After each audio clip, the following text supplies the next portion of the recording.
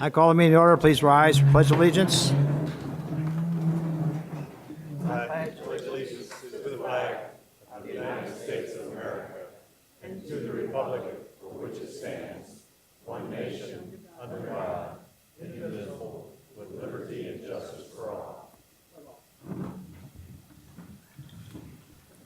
Before you start, Mr. Doug, I want to say hi to the Boy Scout Troop 431 who are here today. Where are they? You're hiding in the back someplace? The back row, In the back row. next to the back. 431. Raise your hands.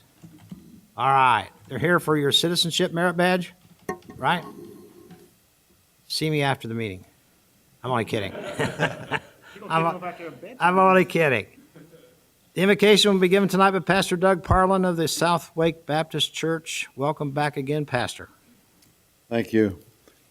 Always like to give our admonition from the Word of God in Romans 13 that tell us our responsibility with government and their responsibility to us. Romans 13, 1 through 10. Let every soul be subject to the governing authorities, for there is no authority except from God, and the authorities that exist are appointed by God. Therefore, whoever resists the authority resists the ordinance of God, and those who resist will bring judgment on themselves. For rulers are not a terror to good works, but to evil. Do you want to be unafraid of the authority? Do what is good, and you will have praise from the same. For he is God's minister to you for good, but if you do evil, be afraid, for he does not bear the sword in vain. For he is God's minister, an avenger to execute wrath on him who practices evil. Therefore you must be subject not only because of wrath, but also for conscience sake. For because of this you also pay taxes, for they are God's ministers, attending continually to this very thing. Render therefore to all their due, taxes to whom taxes are due, customs to whom customs, fear to whom fear, honor to whom honor. Owe no one anything except to love one another. For he who loves another has fulfilled the law. For the commandment, you shall not commit adultery, you shall not murder, you shall not steal, you shall not bear false witness, you shall not covet. And if there is any other commandment, they're all summed up in this saying, namely, you shall love your neighbor as yourself. Love does not do harm, does no harm to a neighbor, therefore love is a fulfillment of the law. Father, we thank you for the fine leadership of the town council here in Holly Springs. We thank you for each one that faithfully serves on our behalf to make this a special city to live in. God, we thank you for each one that's come to the meeting tonight and for those that will be participating and have a part. We'd ask God that everything might be done decently and in order. We ask God that you might give wisdom to our town council as they make decisions on behalf of our community and what's best. And then, Lord, we realize that all of us have a responsibility to each other to love our neighbor. We have a responsibility to you, and that we might be good citizens to obey the law and have respect for one another.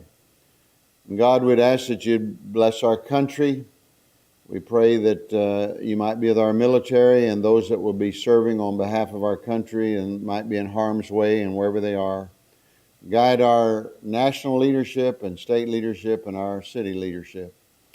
And God bless our homes, that our homes would be strong, our children would be raised to be good citizens, and Lord, that you would have your way in our lives. Bless this meeting and all that's done, and we thank you for it. In Jesus' name, amen. Amen. Thank you, Pastor. Sir. Item number 4, adjustment approval of June 17th, 2014 meeting agenda. Mayor Pro Tem. Motion to adopt the June 17th meeting agenda with the following changes. Change motion number 2, item number 8M to motion to authorize removal of the no parking signs on Holly Springs Road, end of Cayman Avenue. Added. Second. Motion made and seconded. All in favor? Aye. Opposed? Motion passes unanimously. Thank you. Item number 5 is a public comment period. We have 8 people signed up, so I would ask you to do 2 things. 1, please keep your comments within 3 minutes. And number 2, if someone else had said the same thing you're going to do, you may pass if you wish, or you may go ahead and speak. The first person signed up is it Davis? Davis Cox? Doug, excuse me, Doug. Please come up and state your name and your address. Hello, my name's Doug Cox, and I wanted to speak about one of the new business items, the trespass and vandalism item. Correct. So I've lived in Holly Springs for 21 years, and I returned from a business trip and found out that my son had gotten in trouble for playing soccer in Womble Park. Raised 3 kids and been able to exploit and use Womble Park at all hours of the day, and really it's helped us, and it's a great resource for us and the kids to utilize and play. And so I was curious as to when that was and how that came about, and it turned out it was in the middle of the day, around 4 o'clock in the afternoon, and it was locked. Now, we didn't have the nice facilities it is in the turf fields and the fences associated with that. My son was wrong to have climbed the fence to use that. But the teens did not vandalize the fields. They just wanted to play soccer. And so I've tried to understand why they were, number one, thinking it was open. I went out to the website. There's multiple things on the website that are giving conflicting information. One says it's open from 8 a.m. to sunset. The other says it's open, there's a set of schedules of when it's open. But bottom line, free play at Womble Park on this great facility is like 2 hours a day. And I just don't understand how, with the facilities that we have and the need for kids to get out and exercise and utilize the facilities, how we can't make this available during the daytimes, not at night, but during the daytimes where people and families can use and exploit that facility and get the exercise and health, well-being that we want to. And I have a very dynamic schedule, and I want to be able to use that field with my kids often. And I wasn't aware of the new restriction based on the new capabilities. So that is really one of the key issues. My son was wrong to have climbed the fence, but in essence, his crime was wanting to play soccer with his friends after school. And this facility should be available for that. And finally, something that's really upsetting to me is the due process associated with that. And he's now been, because of an, I'll say incorrectly applied punishment, he's now been banned from all of the Holly Springs public facilities for a year for climbing a fence to play soccer. So Let me respond to just a piece of that. If you will hang loose until 9A, I think you will hear the answers to your questions, or at least most of them, okay? okay, Thank you, though. thank you, thank you. Howard Babbitt.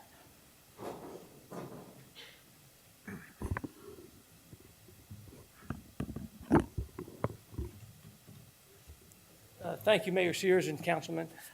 My name's Howard Babbitt. I'm a resident of Holly Springs. I live at 4904 North Oak Court. Like Mr. Cox, my child was Whatever. involved in the incident on June 2nd. My daughter plays soccer all the time. That's one of her passions. The last 6 months, she's continually gone up to the park to play soccer, and it's continually closed. She's checked the website. She was told it was open daily from 4 to 6. She made a mistake by hopping the fence. We in no way condone what she did. I think all of us can agree we've all made mistakes. If there's anyone here that hasn't made a mistake, raise your hand because I want to hang out with you. But we've all made mistakes. I'm not raising my hand. No one is. Ain't happening. But to punish them for 12 months for making a mistake, a simple mistake, playing soccer when they saw the tennis courts are open, they assumed the soccer fields should have been open, being kids, 12 years old, 17-year-old, 18-year-olds. 12 months is a lifetime to them. That's the effect. The true cause of this problem is we pay $2 million for these fields, and they're open for 2 hours, 5 days a week. Okay? And on those 2 hours, it's only open when there are a section of that field or all the field is rented. This past week, one night, that 2-hour period was all rented. So no one can go there and use the fields that our tax dollars have paid for. How is that right? Every town surrounding us has public fields, open from 9 a.m. to 5 p.m. Why is it that Holly Springs, who's the most progressive town in Wake County, in my opinion, and that's one reason we moved here 6 years ago, why is it we can't find a way to allow the children and the citizens of our community to utilize these fields? We're building another park down the road. Are we building this park to put locks on it and keep it locked up so people can only pay to use it? You know, guys, I am not condoning what these kids did, but they made a mistake. You know, we've all made mistakes. Don't punish them for a long-term mistake for playing soccer. The police officers will tell you they weren't disrespectful. If you were 17 years old and someone asked you, a cop asked you your name and you didn't have any ID, would you tell them your real name? Every one of those kids stood up and told them their real name. Understand. So let's do what's right. Let's open these fields. Stay for 9A, Yeah. please. Mary Babbitt.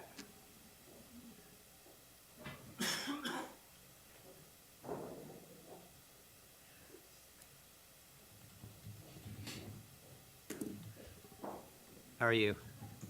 Good, thanks. Same drill. Name and address, Hello, please. my name's Mary Babbitt. I'm a resident of Holly Springs. I live at 4904 North Oak Court. Thank you for giving me this time. I'll cut down a lot. You can see that I'm here because my daughter Dominique Babbitt on June 2nd jumped the fence to play soccer at Womble Field. I'm sorry that she made the decision to jump the fence, but I can feel her pain because she's a frustrated little soccer player. Loves this town, has loved playing at Holly Springs High. I think has represented Holly Springs High very well. And we're just frustrated that we spent all the money on the fields. They're beautiful. I can't tell you, I bet she was one of the most excited people when she knew you were doing turf on those fields. She plays soccer probably 6 days a week. So what I'm frustrated with is how it was handled. I'm frustrated that not one parent was contacted. You had 2 of the 5 children that were there that were under 18. No parent was called about the situation. I feel like they should have been. They should have been, especially when I heard that the Parks Department went on social media and got their pictures and then faxed them or transported them to all the parks in Holly Springs to show that don't let Dominique Babbitt or any of these other kids on a Bass Lake or wherever it's going to be. I feel like that should have been, the parents should have been called, especially the minors. You know, we're lucky that they came home so upset and told us of the situation. Very sorry for jumping the fence, but I felt like it could have been handled better. The police, though, I will compliment, were very, very professional. The kids said they, were doing their job and treated them with respect. I felt the parks employees didn't really hold the same temperament that day. Wish that could have been handled a little bit better, but they are sorry for jumping the fence, and I hope that the hours of Womble Field can be improved upon so all the residents can go out hopefully from 8 to 5 and play pickup when the fields aren't rented, because I didn't think we were just being in the rental field business, because whenever there's public hours for the soccer fields, it seems like half of it's rented. So that's the only time that it's open for open play for families to go play pickup, football, soccer, whatever it is. Thank you for your time. Thank you, Mary. Again, 9A. Dominic Babbitt.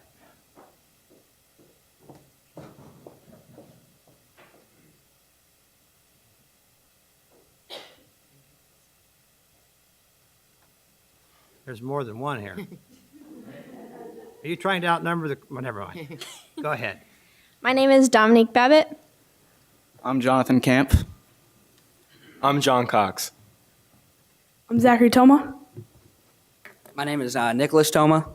We were the kids that jumped the fence, and we thank you guys for hearing us and giving us the opportunity to apologize for what we did, because we do feel that what we did was wrong, and we do not feel like we were wrongly punished. However, we were wrongly punished in the amount that we were punished. And I feel like we definitely deserve a punishment for what we did. It was wrong, and we all consider what we did was wrong. But we just feel like how it was handled and how we were punished was a little bit extent and a little bit, ridiculous for just a simple offense like that. But thank you, guys. I appreciate it. Thank you. 9A. Thanks, guys. Don't leave. Thank you. Let's see. Number 6, Brian, or I'm sorry, Kathy Toma. Kathy.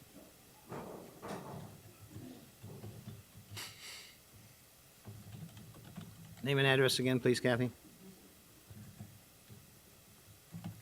Thank you for giving me this opportunity to speak. I'm Kathy Toma, 4912 Sunset Forest Circle.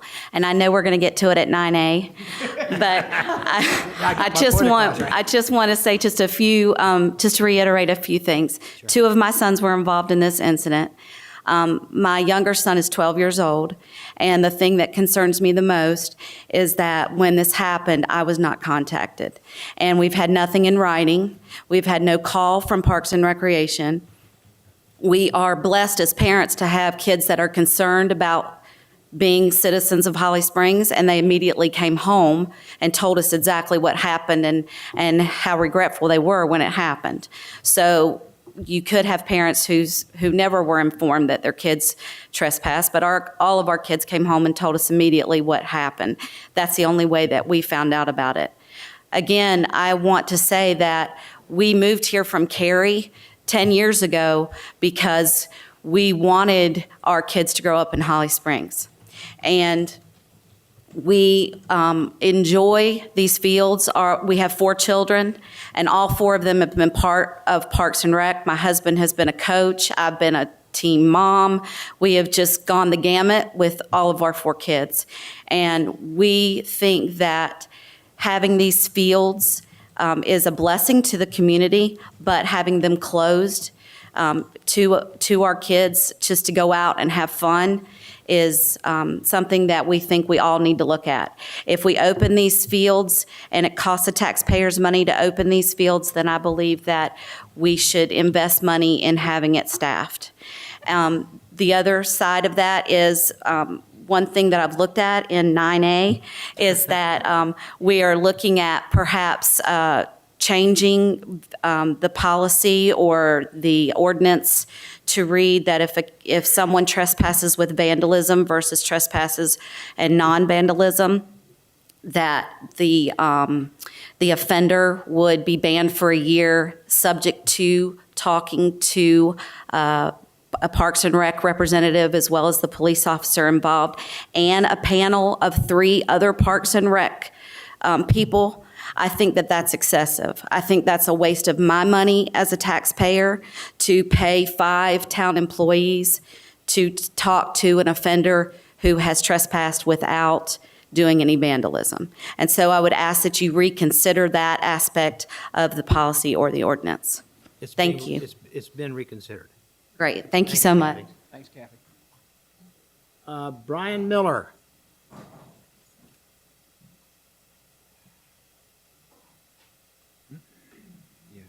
It's hard to get through there, isn't it, Brian? Again, name and address, please. My name is Brian Miller, 1132 Dexter Ridge Drive. I'm the head men's and women's soccer coach at Holly Springs High School. I just want to congratulate my players for everything they have done for this community. They train kids during the week, 5 to 10-year-olds. They raise money for cancer awareness. They're out in the community. Kids look up to my players, and I'm so proud of everything they have done. That being said, when our fields are closed by the town at Holly Springs High School, we have nowhere to train. So we call up Womble Park to see if we can train because we have a big game coming out. And they tell us that we have to pay full price for the fields, even though they just closed our own fields at the high school. The same price that club soccer has to pay. A profit organization pays the same amount as our own high school in Holly Springs. We feel that if we support the community, shouldn't the community support us? Now, when the season ends, we want these kids to exercise. We want them to stay fit. We want them in a safe and positive environment. But they are only allowed access to the fields for 2 hours sometimes a night. I went out there last week just to play pickup with some of my players. The entire field was rented. We had no idea about it. It didn't even say it on the sign, but we were told when we got out there the fields were rented. So they pushed us to a little corner, and we had, 50 or 60 people out there for about a 50 by 50 yard space to play. 2 hours a night. I think that's it needs to be fixed because these kids need exercise. It's safe for them. And if I'm a parent with my child, I want them in a safe environment like Womble Park itself. I hope you consider opening up the fields more for these players, and also reconsider trying to get a two-way communication between the high school and the town parks and rec, so we can use these facilities for the better good of our high school in Holly Springs. Thank you. Thank you, Brian. Brian, just, why are the high school fields closed? So the town owns, we share the backfields at Holly Springs High School with the town. So if it rains a lot, we don't want to go on those fields, so the town will close them because we don't want to ruin them. So since those are closed, we have no choice but to try to stick, 20, 30 girls into a small gymnasium to play soccer, which obviously doesn't work, along with 4 or 5 other sports. So when we contacted Womble, they said, well, it's $30 an hour and you only get 1 quadrant, and I don't know if we can open it for you because we can't staff it. And I said, well, I'll make sure I'll open the gate. I'll lock the gate. I'll be there. I'll make sure no one else goes on that field. And I also asked, is there a way we can get just a little discount because we have $0 in the soccer budget. I mean, it's a public school. I mean, we don't have the money to pay for fields to play. But they refused and said that we had to pay full price, so I just ended up paying myself because it's better for my players to be out there. It's better for this community. And, we had a winning season because, probably that also. So, Yeah, I got you. all right. Thank you. Thank you. Brian. Alex Guess. Nice shirt, Alex. He wanted to be seen. I had to do it. Name and address. Mayor Shears, Town Council members, thank you for your time this evening. I'm also here under item number 9A. The Town of Holly Springs Parks and Recreation Department mission statement says, "To promote participation and develop public awareness of the benefits of parks and recreation and leisure services, to enhance the quality of life for the individual, community, and society." From the town website, it states that the hours of Womble Park are Monday to Sunday, 8 a.m. to sunset. It further states that lots of your things are open year-round from 8 a.m. to 10 p.m. Our Parks and Recreation Department has established a 4-step discipline policy for their camps and after-school programs, although they do not have any type of published discipline policy for the unauthorized use of any sporting or playground areas. They are committed to a discipline policy that is neither humiliating nor degrading, that involves 4 steps: warnings and reminders, withdrawal of privileges, and they state you lose 10 minutes of free playtime, involvements of parents and guardians on the 3rd offense. And on a 4th item, it would be the expulsion of the program if the child continues to break the rules. What's happening to our town?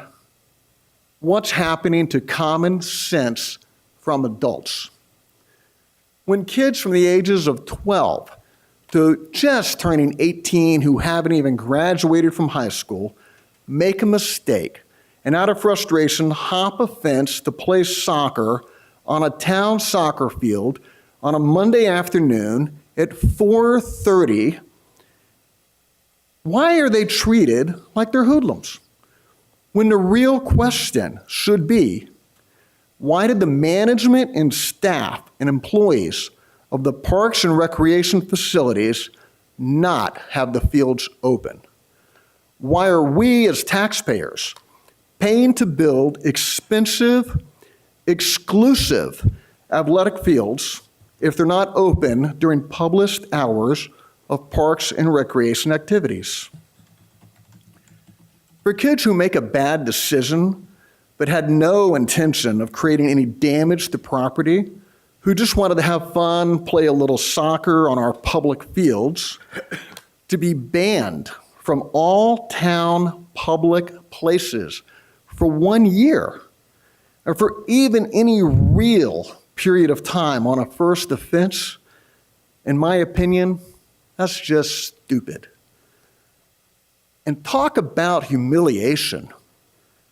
On a first-time offense, for their pictures to be taken by someone off of a social media site and used to create a busted, dangerous, bad kid poster that is then sent around to all the other public facilities in town, like Bass Lake Park, so that other town employees now see these pictures, don't know anything about what they did, but recognize these kids and go, ooh, they're bad. These kids shouldn't be here. That's damaging. Damaging to the child, to the reputation. I feel we've lost touch. If it's good for the kids, it's good for Holly Springs, what's happened to that? I've lived here since 1990. My children are not involved in this, but I feel very strongly, which is why I'm here tonight.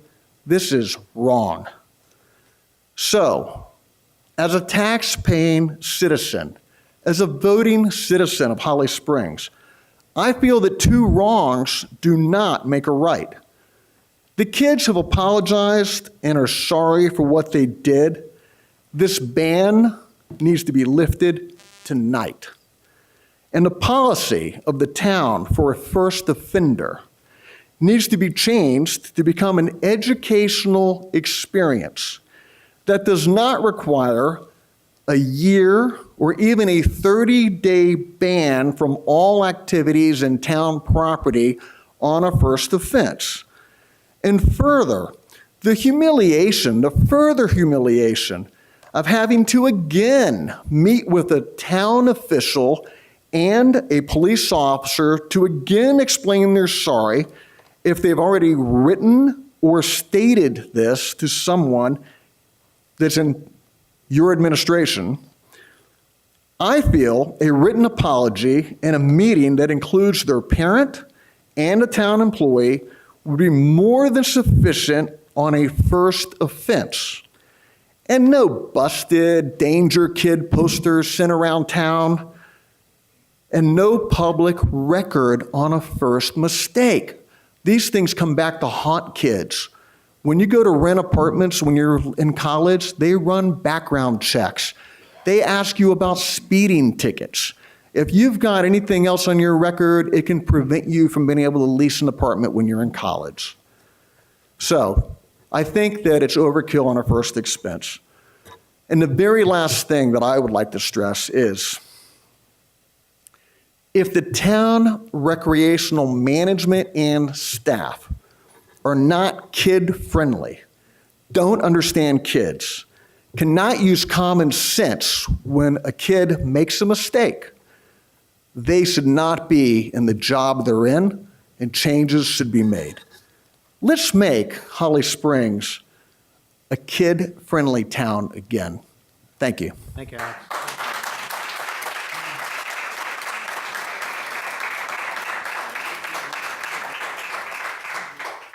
Last but not least, Tom O'Brien.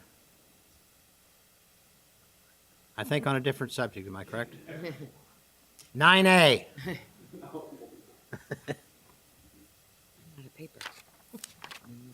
Mayor, Town Council, Town Attorney, Town Manager, thank you for allowing me to speak tonight. Obviously, we have some emotions here tonight, but I'm asking. Name and address. Oh, I'm sorry, Tom O'Brien, 5232 Lake Edge Drive, Holly Springs. Thank you. I'm asking for your help. I've been a coach in the rec department for over 8 years, specifically in the baseball program. And for the last 3 years, we've seen an increase of people smoking at the ballparks, at Womble, at Jones. I've asked people to stop smoking, and I've asked Parks and Recs a few years ago if they can help me out, and they said it's a town issue. So I want to give you a stat. Smoking is secondhand smoking. Exposure causes heart disease, respiratory illness, lung cancer in non-smoking people, and it infects our children. When our kids are in the dugout and there's someone that's smoking in that area, they can't leave that dugout. They're entombed there with all that smoke that's coming there. Me as a parent that's watching the game, we can walk away. So I'm asking that we restrict tobacco in all of our parks, our soccer fields as well. We've got AstroTurf there. If someone takes a bud and puts it on that AstroTurf there, we're going to burn. We're going to have fire, and it's 97 degrees out there. The city of Durham has restrictions in all of their parks. I've actually notified them. I've notified the city of Salisbury. Back in January, they restricted all tobacco use in all of their 28 parks. The city of Henderson also has restrictions, has signs out there.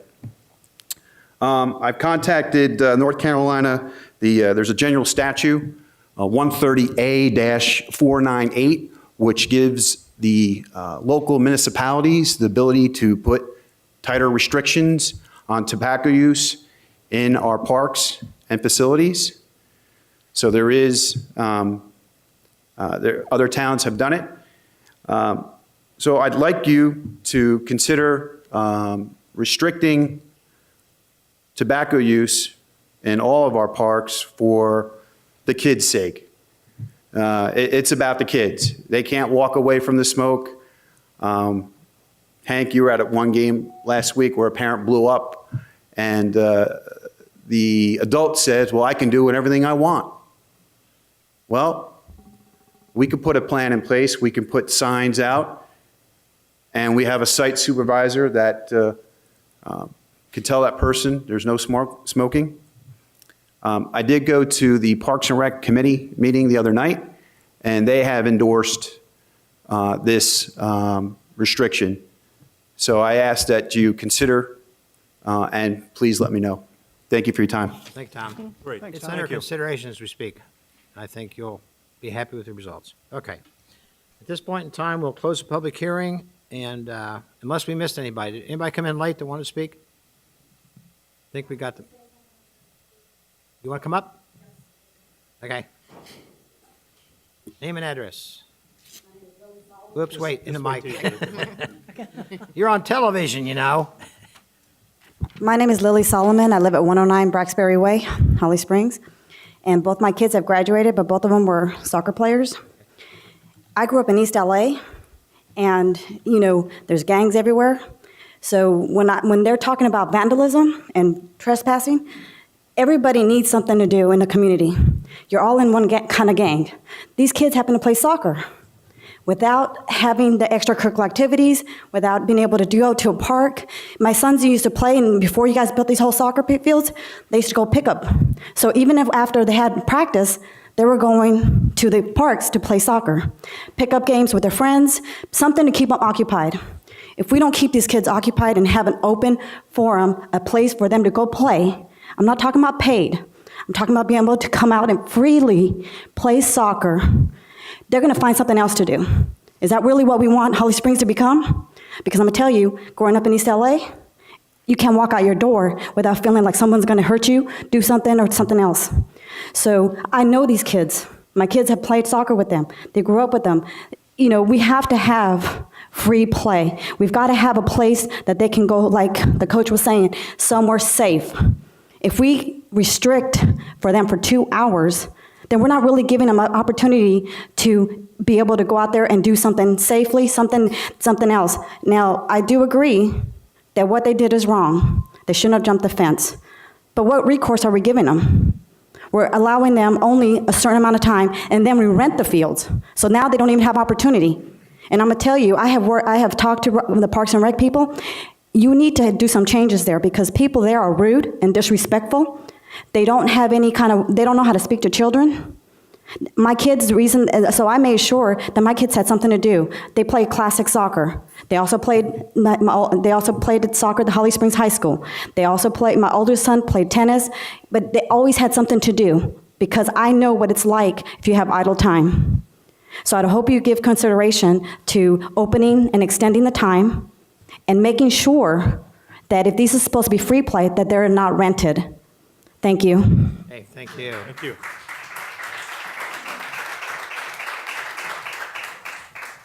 Okay, now we'll close the public hearing and go to agenda item 6A under requests and communications. This is Montessori Center Student Project and Sheldon Clark, I believe. Hello there, Sheldon. Again, just for the record, name and address, please. My name is Sheldon Clark. I am a teacher at the New School Montessori Center on Sunset Lake Road here in Holly Springs. Thank you for letting me speak. I'll be very brief. You clearly have a lot going on here this evening. I teach upper elementary grades, 4th, 5th, 6th grade. This coming school year, I'm going to be opening a Montessori adolescent program, and I'm spreading word around town about ways that people such as yourselves can help me to educate these young people. Dr. Maria Montessori was a keen observer of humanity, and for children and young people at different ages, one of the things she looked for was what is the nature and level of independence that's appropriate at each of these different ages. And as she observed adolescents, she saw that these young people are always looking forward. They're trying to see what it is that they know is just right over the horizon for them, adulthood. And they want to know what is their place and how can they find their way and what role can they play. Their level of independence is economic, it's political, and it's learning how to be citizens in a broader community environment. We see a really fine example of that right here this evening. So my job as I begin this program is to work with these young people and shepherd them into contact with the Holly Springs community and the Wake County community. We'll be operating a small business, for instance. I've already made contacts in the business community here in Holly Springs. I need to be putting them in touch with people in government. And I think the main reason that I'm here really is simply to let you know that as I begin this program this coming year and in the years to come, you may get an email from my students. Your telephone may ring from one of my students saying, hi, I need some information on how it is that the town board works, or I'd like to arrange an interview so I can learn something more about how the Parks and Recreation Department works.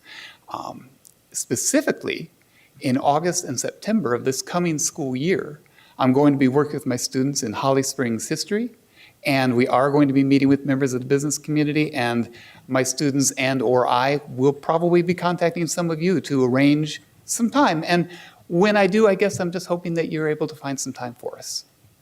All right? I'm sure we will. Thank you very much. Look forward to it. Thank you. Good, thank you. Any other comments or thank yous? Just thank you? No, but Barb being our historian would be a good person for them to be in Oh, yeah. touch with too.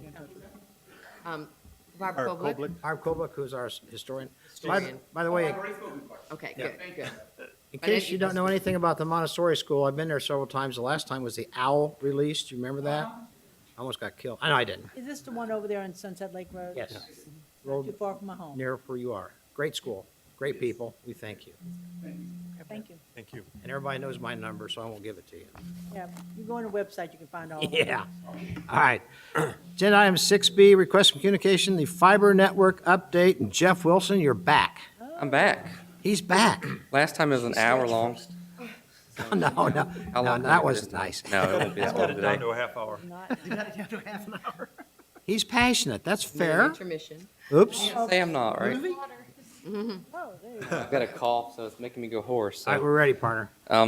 Okay, so as you know, we've been working on the municipal fiber network. We're proud to say that as of today, it's actually officially lit today besides one site. That's our disaster recovery site that will go online tomorrow. So it's pretty good timing for this presentation. But as we'll just go over kind of like where it all started. It was in 2013, you guys approved at your council retreat for the business analysis to be continued to a business case, and we did that in June 2013 as well. That's when I came and presented to you last year with Joanne Hovis from CTC, which is our consulting firm.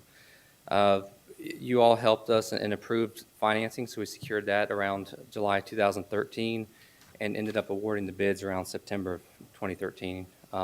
Construction began December 2nd, and the construction completed this June. So we're pretty much right on the schedule for that. As you'll recall, the purpose of this was to reduce the long-term expenses for data services that were going to be growing exponentially over the years using leased services like Time Warner Cable or CenturyLink or other services in the area. And it allowed us to kind of control what's called a future-proof asset.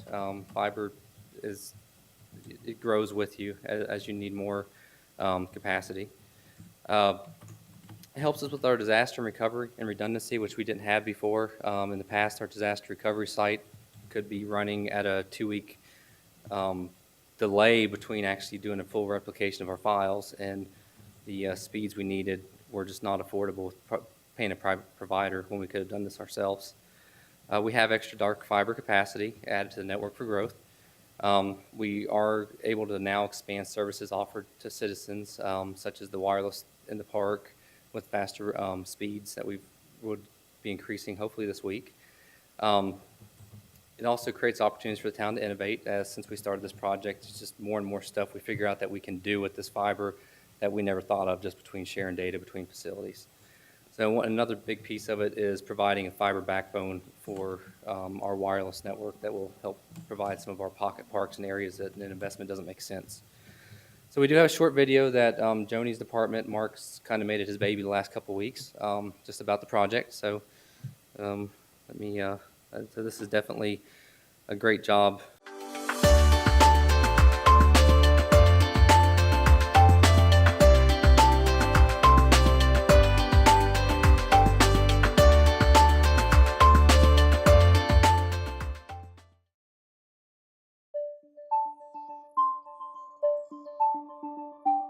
Fiber optic communication involves transmitting information in pulses of light through high-quality, flexible strands of glass or plastic. Because they transmit data so much more efficiently, optical fibers are revolutionizing the telecommunications industry.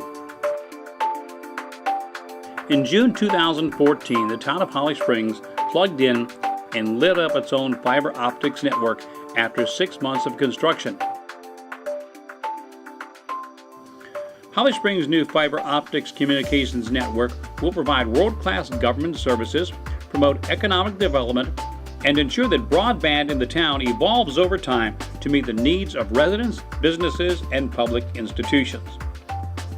It is very forward-thinking for the town of Holly Springs to do this, and you should think of it in terms of that having that strong IT infrastructure will be just as important in the future as good roads are today.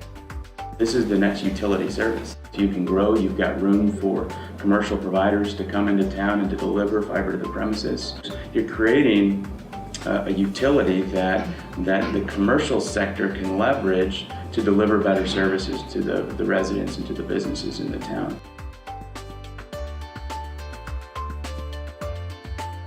The town joined a growing list of municipalities that have built their own fiber networks to free themselves from the costly constraints of commercial internet providers. The cost of building the fiber network is about the same or less as what we've been paying for leased services from the private sector. But the town's needs already are greater than we can afford from the private sector, and our bandwidth needs will grow dramatically in the years ahead. Holly Springs Fiber Network was constructed in rings, a design that provides greater redundancy and reliability. In the event of a fiber cut, network traffic can reverse course and travel in the opposite direction. And you have that redundancy now that you didn't in the past, that you could never have purchased from a lease perspective in any reasonably affordable way. The fiber network connects to MCNC, one of the premier research and education networks in the country. That means options for dramatically lower prices for internet. The MCNC link also means high bandwidth connections with other communities in MCNC's state-of-the-art fiber network.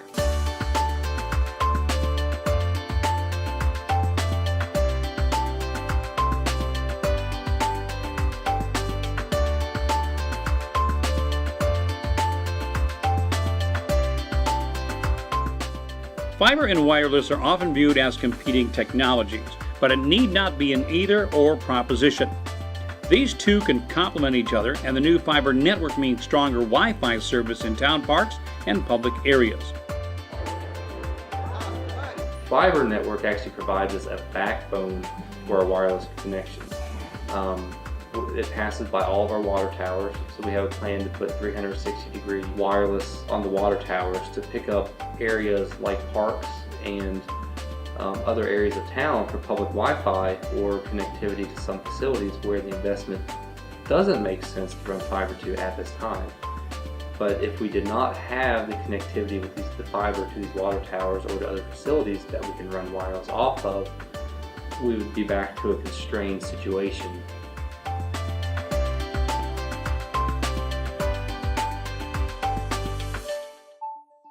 A strand of glass fiber is only slightly thicker than a human hair, and yet a single strand is capable of carrying enough data to meet the town's needs indefinitely. Then again, the strands themselves represent only a tiny fraction of the cost of constructing the network. The town's fiber optic cables contain 288 strands. That's more than enough to avoid costly changes in network electronics, meet any conceivable town government needs, and have plenty of capacity for a provider to extend service to Holly Springs homes and businesses. With dramatically more bandwidth, there are opportunities to do things that weren't possible before, such as high-definition streaming video cameras in parks. In addition to providing security, our residents can go online to see what's happening. See your kid playing baseball on any of the 4 fields from cameras mounted atop the field house, or enjoy a view of Bass Lake while on a coffee break at work. Fiber holds a future-proof advantage over other technologies, at least as far into the future as foreseeable.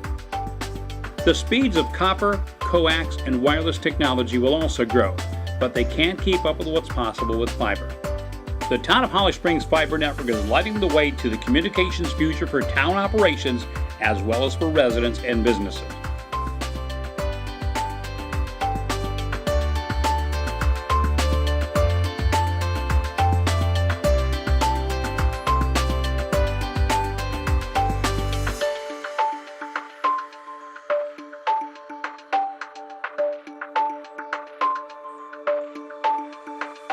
The voice of Holly Springs, yep. So, what you got out of this project was, in the end, 13 miles of fiber that we built. You can see we had an east ring, a west ring. We had the MCNC NCREN lateral out to 1010 Road, and we also had about a mile-long lateral line off the network down to Bass Lake Park. And a few months back, you guys also approved a fiber swap agreement with DukeNet, and we got 6.8 miles of 12 strands of fiber from Bass Lake Park down to Lake Willow Road and to 401. So we actually have fiber out too. And I'll show you a map of that. It's really neat when you start seeing this put together. So that's going to be a great piece for our redundant. As you know, we'll have 2 internet providers, and we'll also have a connection that's burstable up to 10 to 50 times faster than what our current town internet service was. And I think a lot of staff here could say that we needed the faster internet service. We are ahead of schedule, and they had a year on the contract to do it. They promised 6 months, and they're about right at 6 months. So we also are under budget. We also added, with that being under budget, engineering for a fiber run up to North Main Athletic Complex, and also the ability to tie in that leased fiber we have to another piece of the MCNC's NCREN network in Fuquay Varina to add some additional redundancy to our network. So we also have all of our sites now have redundant connections, and we have increased the facility connection speeds pretty much from the moment that we plugged in the network. At 4 sites, we went from 10 megabits per second to 2 gigabits per second, which is approximately 200 times faster right off the bat. And one site, which is our disaster recovery site, will be about 400 times faster. And they will definitely notice that too. So here's just a quick map of the initial build. As you can see, we have the 2 rings. We have the west ring, the east ring, a lateral section down to Bass Lake, and then this is a long run up to 1010 Road to go to MCNC. You can tell that's our weak link at the moment. We have engineered to have this section right here added to the network to get up North Main Athletic Complex to provide wireless and cameras in that location. And then adding in the 12 strands of fiber that we got with DukeNet, you can start seeing our network grow. So we all of a sudden have a connection now with 12 strands out to Highway 401 to tie into MCNC. So then this section right here no longer becomes a weak point. We'll have a redundant link to that one piece. And then this is something that I didn't even find out about until about a week ago, that we also inherited 2 strands of additional fiber from MCNC when we spliced in Fuquay. So now you can see our network goes from 1010 Road all the way down 1010, all the way down 401, all the way down to Lake Willow Road at 401.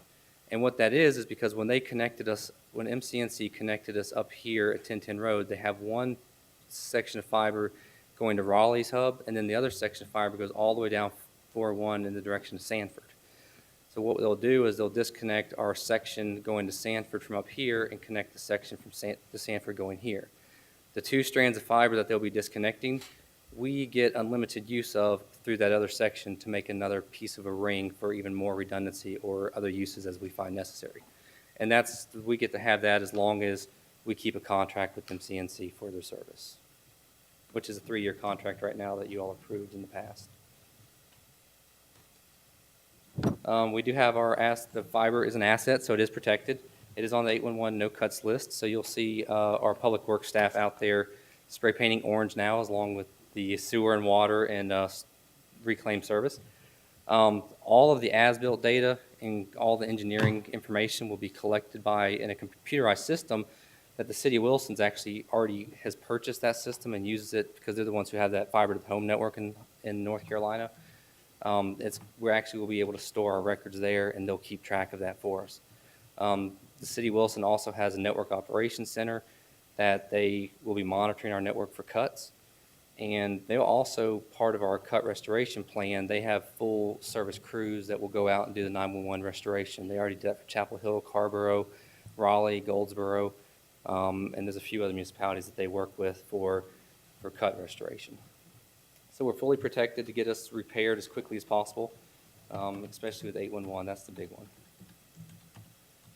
So some of the additional uses that we've got with the network is increasing the wireless backbone capacity. We're going to try to expand wireless to all the parks, including the smaller pocket parks, and that was part of that using that backbone to connect to water towers and so forth, that we can get further distance and kind of do that mix of network connectivity. I know when the initial presentation was asked, why do fiber, not wireless? And I think I explained at the time that it was a hybrid kind of solution. Some places didn't make sense. Sug Farm has wireless off the Lee Street water tower. The other parks, like Veterans and Jones, will have wireless connected off of water towers as well. So there's that hybrid mix. The fiber network allows us to grow with it, though, because we've passed by all the water towers with it. Another thing we have is we've had cameras in the parks for a while, but they haven't been able to utilize as much as we'd like them to as far as quality and speed of recording. Now we can pretty much increase the capacity on those for the high HD video recording that our cameras support. And this was actually an idea of town manager Chuck Simmons, was the cameras out of the Womble baseball field. So if you have a child playing baseball and you're traveling, or you're a grandparent and you want to see your child play baseball, you can see that. And I actually have a sample stream of one demo camera that we have up. Whenever we release these to get them out to the public, we'll definitely show them. So you actually have a game going on right now. Let me get the screen resized so you can see it better. So you can actually see your kids play, and then there'll be options for zooming into the batter and pitcher area. So you can get a better, closer shot of that if your kid's batting or pitching. Will we have this at the soccer fields too eventually? We're still have to work on getting cameras out there. I have been asked that question since we started doing this. But so we still have a lot of work to do on this and improving the look of it and where they sit and everything. But this is definitely a demo camera as a proof of concept. So as you can see, it's pretty neat. If you can't be there with your kid, you can pull it up online wherever you are and watch it if you want to. You can watch it on your smartphone. Right now? That's right now. It's live. Is it really? That's live. It's live. Not raining. How about that? So, and that was I definitely credit Chuck on that idea. It's something that he really liked the idea of, and is definitely with parents who travel may not just be able to see their children play. We've added wireless. We'll be expanding wireless. We're increasing the speeds of the wireless as well. So everybody who uses public Wi-Fi will start noticing that here in the next couple of days, the next week or so. The next graphic is a really good representation of why we need this network. Can you tell the moment when the cap was turned off to the Hunt Center? So we had paid for, with Time Warner Cable, a 10 megabit per second connection, and we took the cap off. And you can see the moment where it showed the true colors of what we really needed the whole time there, and we didn't even realize that we needed that much data. And what it is, the Hunt Center is one of the biggest users because the Hunt Center actually runs all of Womble with all the wireless and all the cameras out there, and also Lee Street, the maintenance building out there. So that will actually only start increasing more and more out there as we get more cameras for the baseball fields and so forth. One thing that I have mentioned that I would like to do is at one of the next meetings come back with a renewed ROI on the system, because I know we talked about 10 years. But what we did was very conservative, and like the Hunt Center, we didn't even price at the 100 meg service, it was priced lower. So when we really looked at this and said, okay, so this is the minimum of what we really need when we thought we only needed back so much of what we thought maybe you guys would approve, and then I would have to go back the following year and say we really still need more data. So I'm going to come back with a renewed ROI to show you that it's actually going to be a better return on investment long term than even the 10 years that we initially had in the business case. So it's just a really neat example right there, just graphically to show you the spike. So I do want to really thank, there's a lot of people were part of this. Public Works was excellent. I wish Muncie was here. They went above and beyond on helping the crews out and whenever they needed something. And engineering went above and beyond too. They were always out there with them, helping them locate utilities and get around obstacles. My staff's actually here. Eric and Rick are here. They were integral, and they're the ones integral in turning up the sites that we did today.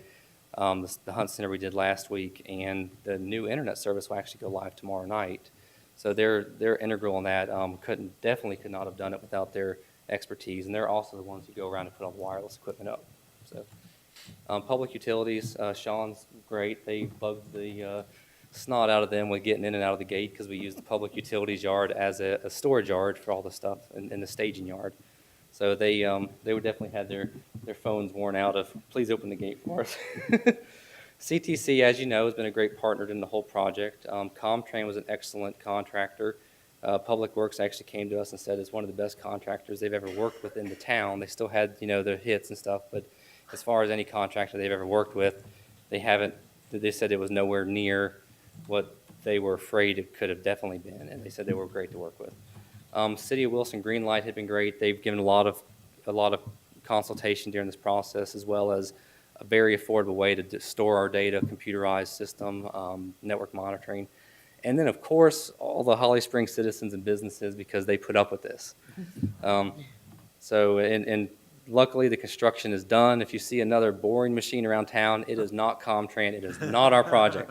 We will not be digging any more holes in the near future. In the near future, enough said. So yeah, the Time Warner is coming in with the project, so you will see more boring machines down Main Street, but they're not Comtran machines. They're not Holly Springs projects. So just a couple quick slides, just pictures of it. One of the boring machines, some of the rigs. This is the rig set up at Bass Lake. There's a pretty neat lake in the background. This is our fiber delivery, some snow on a handhole. And this is the project manager, Mark. This is what I called the Mark pose. He's always looking down in a hole somewhere. You drive down the road, and he's looking down in a hole supervising. Just some of the conduit being installed. Tim and Daniel actually out there learning how to operate the boring machine and the electronics, and just some of the pictures, fiber being pulled. And that's it. Good. Cool. Thank you all for the support on Questions it. or comments of Jeff? Because I have a few, but you go ahead first. Just quick, what about heading out towards like the high school and stuff like that? It's designed to be able to do that. We did two 2-inch conduits up there. The cost to expand without any sure investment up that direction was a couple $100,000 more. Mm-hmm. So we've definitely been in touch with the school system during when we started the project. So like as businesses come in down there, as things, It's definitely a target area to try to expand to. We just have to, like I said, we'll continue working with Wake County Schools. There's mixed opinions there. Some of them are happy with Time Warner Cable as a provider. Some of them because they're eligible to use MCNC's NC-REN connection directly. Okay. So that's part of it. So it's definitely in sight. So- Other comments? I had one. Get a lot of questions from a lot of people in town, like me, that has Time Warner Cable. Any chance of getting a connection with either Google or AT&T or that? Just a quick comment, what do you think? The short answer for Google is most likely not. Really? They have definitely said, because we actually had our consultant work on it. Our consultant, CTC, actually created most of, if not all of the Google checklist that the municipalities had to follow, working with Google. So they actually had direct contact with them. Google was very set on the communities that they Okay. selected in this last round. The only thing that I had heard is that if they choose to go into Cary, they don't honor municipal boundaries, so you never know what could happen. But there's nothing that says there's nothing that even says that they're necessarily going to choose Raleigh or choose Cary. They're still in their evaluation stages at this point.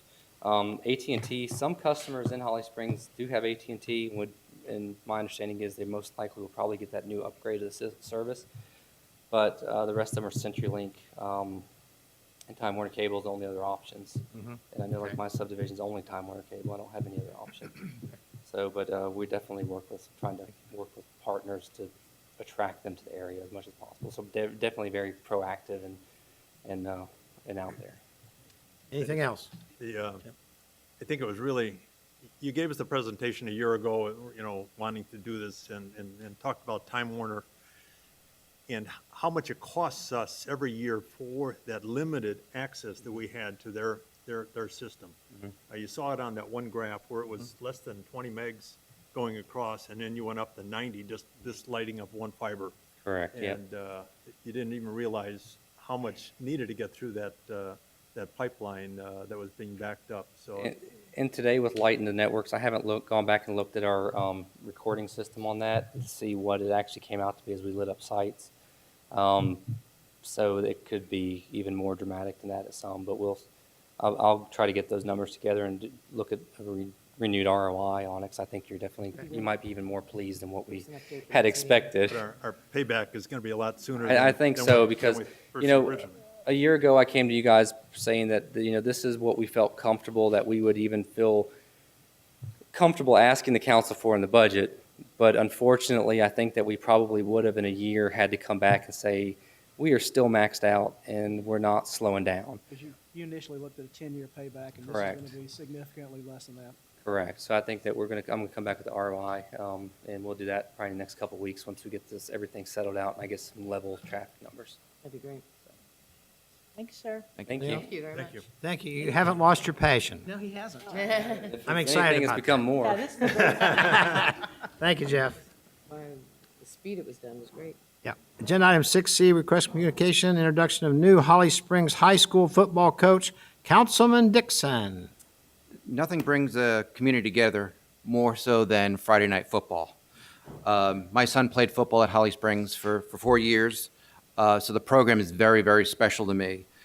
We have a new football coach at Holly Springs High School, Wayne Bragg, and I'd like to introduce him to you. But while he's on his way up here, let me tell you a little bit about Coach Bragg. He was the head football coach at Panther Creek High School from 2006 to 2011. His teams were in the playoffs 3 years, including in 2010 when the team went 13-2. They won the Tri-9 championship, the Mid-East Regional, and they were the runner-up in the state 4AA championship. In 2010, he was the North Carolina Prep Coach of the Year, and that's the entire state of North Carolina. 2010 to 11, he was the Cary News Coach of the Year. He went from Panther Creek, and then he became the athletic director at Green Hope High School from 2011 to 2014. During that time, Green Hope won the Wells Fargo Cup all 3 years, and that's for those of you who don't know, that's the best overall conference records of all sports at that particular school. And then also, in the last 2 years, the entire Green Hope athletic program was ejection-free. So I'd like to introduce to the community Coach Wayne Bragg. Thank you. It's kind of fun listening to this. It feels like it's a Holly Spring night tonight. Don't mean to make any side jokes or anything, but do any of you guys, I do need a kicker, by the way. So if any of you guys can kick, is it 9A? Is that the thing? I'll save number 9 for you. How about that? Okay. All right. 9A. But no, 9A. I wonder if they can let me put an A on there. I'll do that as well. Okay. As long as you make those field goal kicks when it counts. But no, thank you.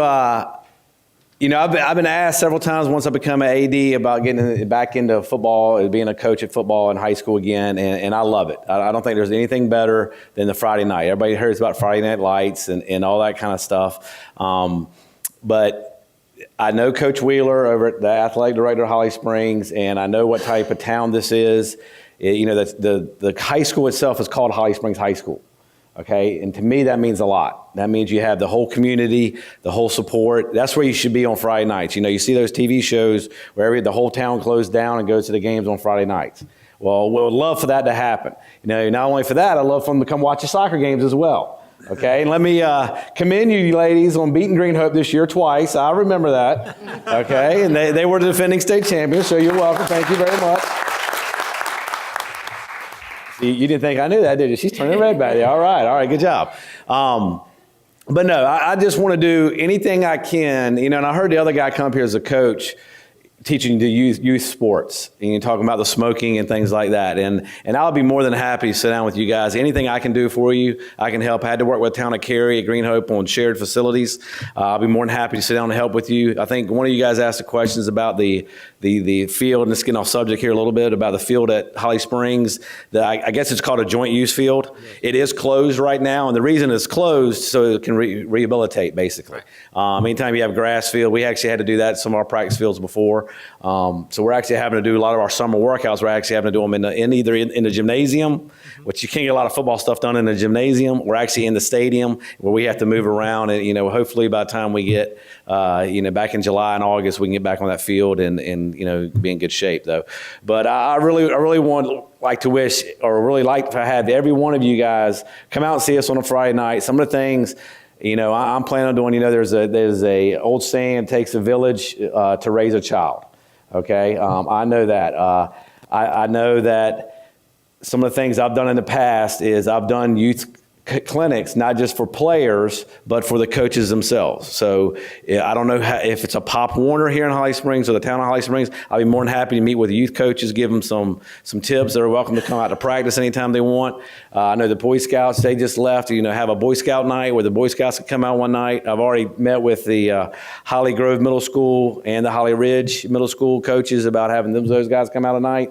Obviously, I want the football players coming to the soccer people's games, and I want you girls and you guys coming to our games as well, because there's nothing like that 12th man, so to speak, right? When the crowd gets loud and there's not a better feeling in the world, okay? You girls and guys that play sports, a lot of you older people in the audience like myself, you remember back when you were playing, there's not another high than when you beat that crosstown rival with all your friends. And that's what I want to bring. That's what I hope to bring to Holly Springs. And, I was able to play in a semi-championship in the Eastern Finals.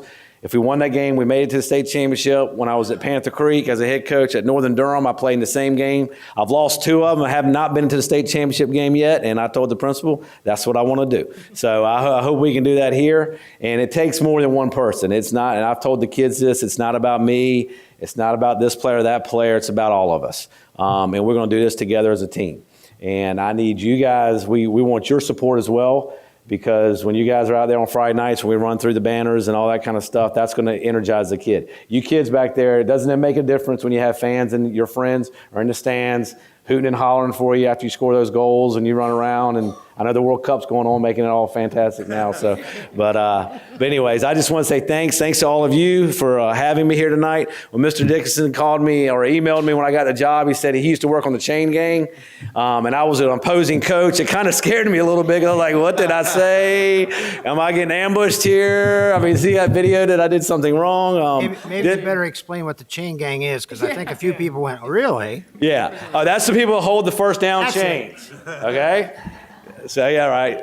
And by the way, I think I had to get on him a couple times because instead of being 1st and 10, it was 1st and 9 a lot of times over here at Holly Springs. So we got to make sure we get that same home cooking over here now. So, but anyways, thank you very much. Like I said, with the Parks and Recs thing, I know that's a big topic tonight. I'll be more than happy to sit down and meet with anybody I can do. I know I've talked to Andy Wheeler.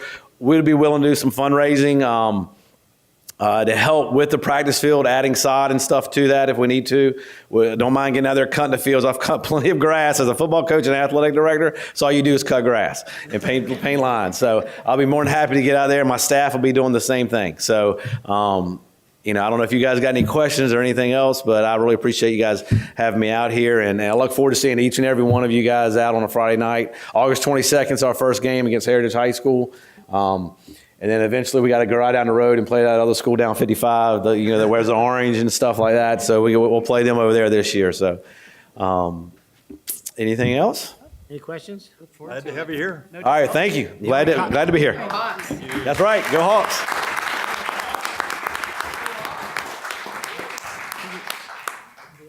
Jeff, I think you have a rival for passion.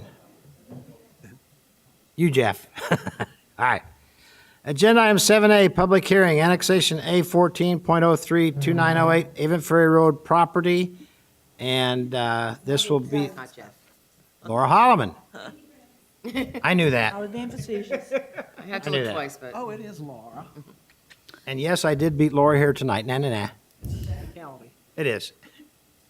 All right, so expect rousing applause after all of our planning items tonight. Excitement fills. Go for it. So tonight's first item is our annexation petition, voluntary satellite annexation. Satellite annexation, of course, is non-contiguous. The site is located along Avon Ferry Road, consisting of just over 80 acres, and it's within actually a half mile of the closest current corporate town limits. And our ability to annex satellite parcels is within 2 miles, so it meets that requirement. Any other questions of me? No, that was my question in terms of how close did it have to be? Yep. Okay. That will Okay. open the public hearing. All right, we're going to open a public hearing, and I have one person signed up. I hope I get the name right. Tell me if I don't. Sawyer Mani. Am I close? I knew I was close, but not that close. Come on up. And again, on this one, we only speak for annexation. On the next one, we speak for anything else. Is that okay? According to state statute, Gina, right? All right. First, I'd like to compliment. Name and address. Name and Oh, address. sorry. Sawyer Manley. My address is 2704 Avon Ferry Road. First, let me compliment the council for giving God's Word a prominent place on the agenda. Always do. Very refreshing to see that. I'm going to use your display here. If you can see, my wife and I own, our home is located on this parcel right here, and we purchased this parcel here, and it is presently open space.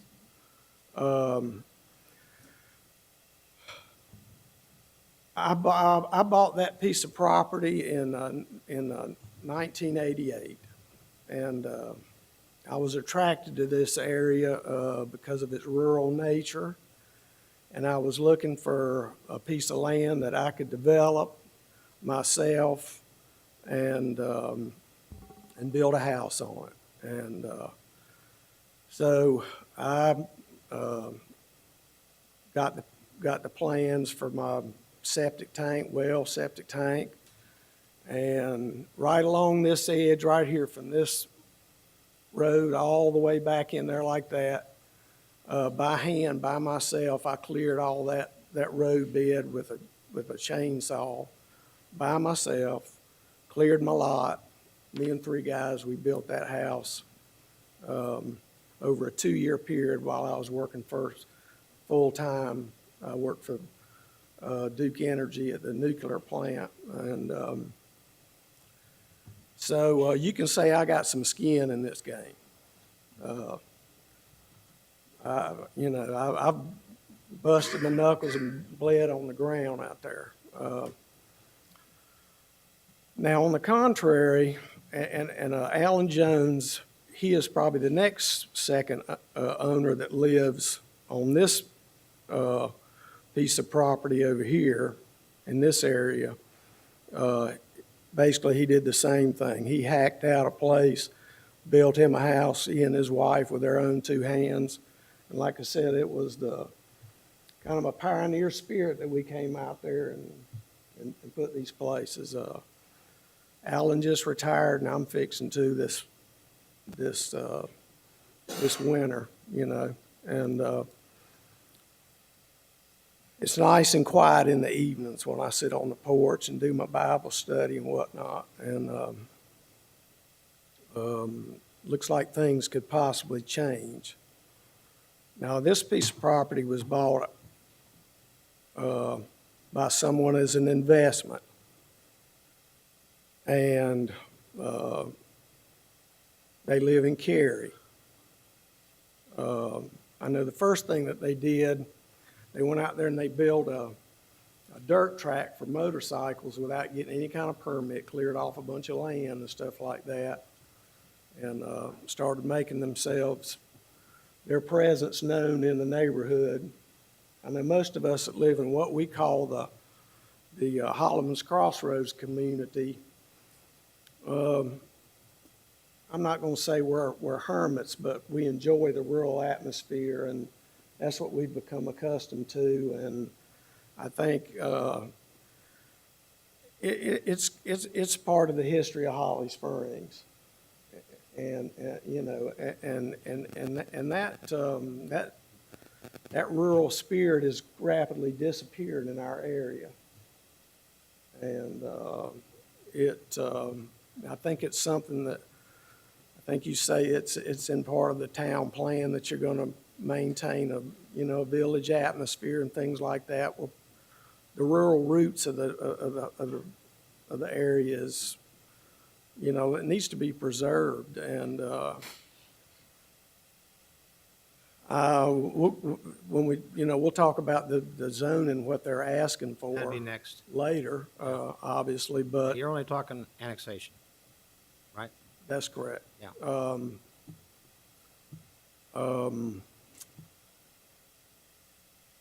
If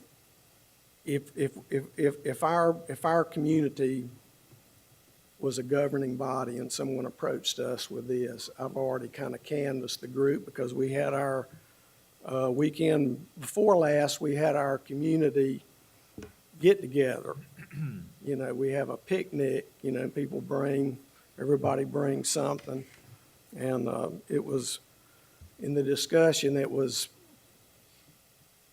not all unanimous, but I think if we put it to a vote, we would vote against a subdivision like this coming into our area. Okay, but again, you're only Excuse me? talking about the annexation part of it. Okay, Okay, well, please. okay.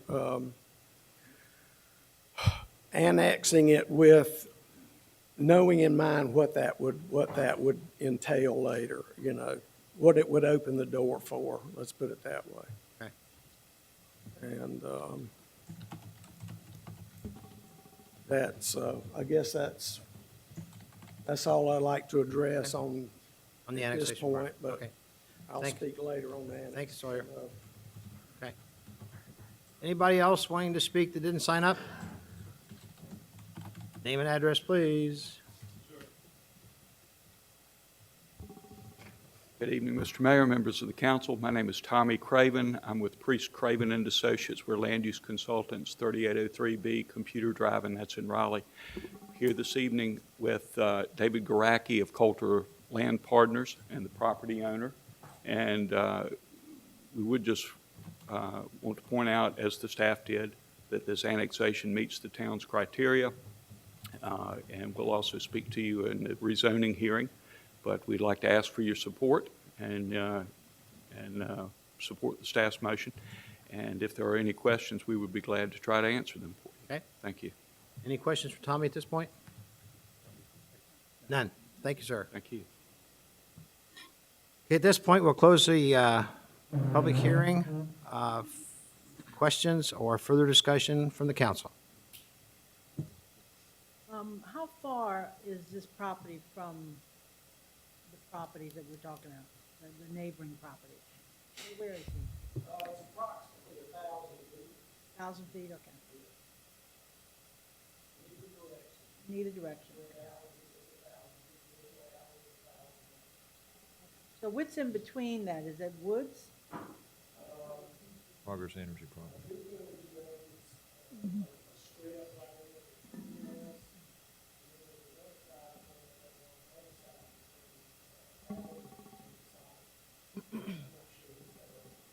Okay, but it's woods, right? Hmm? Thank you. Other questions or comments? Seeing none. Motion? Having met the requirements, a motion to adopt annexation ordinance A 1403, annexing 80.21 plus or minus acres owned by Advent, Advent Partners LLC, and more particularly described in Wake County PIN number 0638.03-12-2866 into the corporate limits of the town of Holly Springs. Second. Motion been made and seconded. All in favor? Aye. Opposed? Motion passes unanimously. Thank you. Agenda item 7B, public hearing, 14 REZ 052908, Avon Ferry Road. Sean Ryan. All right, good evening, everyone. The next rezoning is for the same piece of property that you just had the annexation petition on. Again, the address is 2908 Avon Ferry Road. And these maps here just again show where the site is. A little bit zoomed out here just for some more context. Here's Holly Glen, Braxton Village. This little darker piece of property here, this is the Avon Ferry Road pump station. So we're about a half a mile past that pump station there, about halfway down to New Hill Holloman Road down at the end here. Again, it's about 80.2 acres, and it is on both the north and south sides of Avon Ferry Road. So the specific rezoning request, now that it's been annexed into the town limits, it's designated as R30 residential, and the applicant is asking to rezone this to R10 conditional use. They've proposed 6 conditions, and I'll go through them briefly here. Gross residential density of the property will not exceed 1.75 units per acre. The minimum lot size north of Avon Ferry Road will not be less than 12,000 square feet. On the south side of Avon Ferry Road will not be less than 10,000 square feet. The average lot size for the entire project will not be less than 12,000 square feet.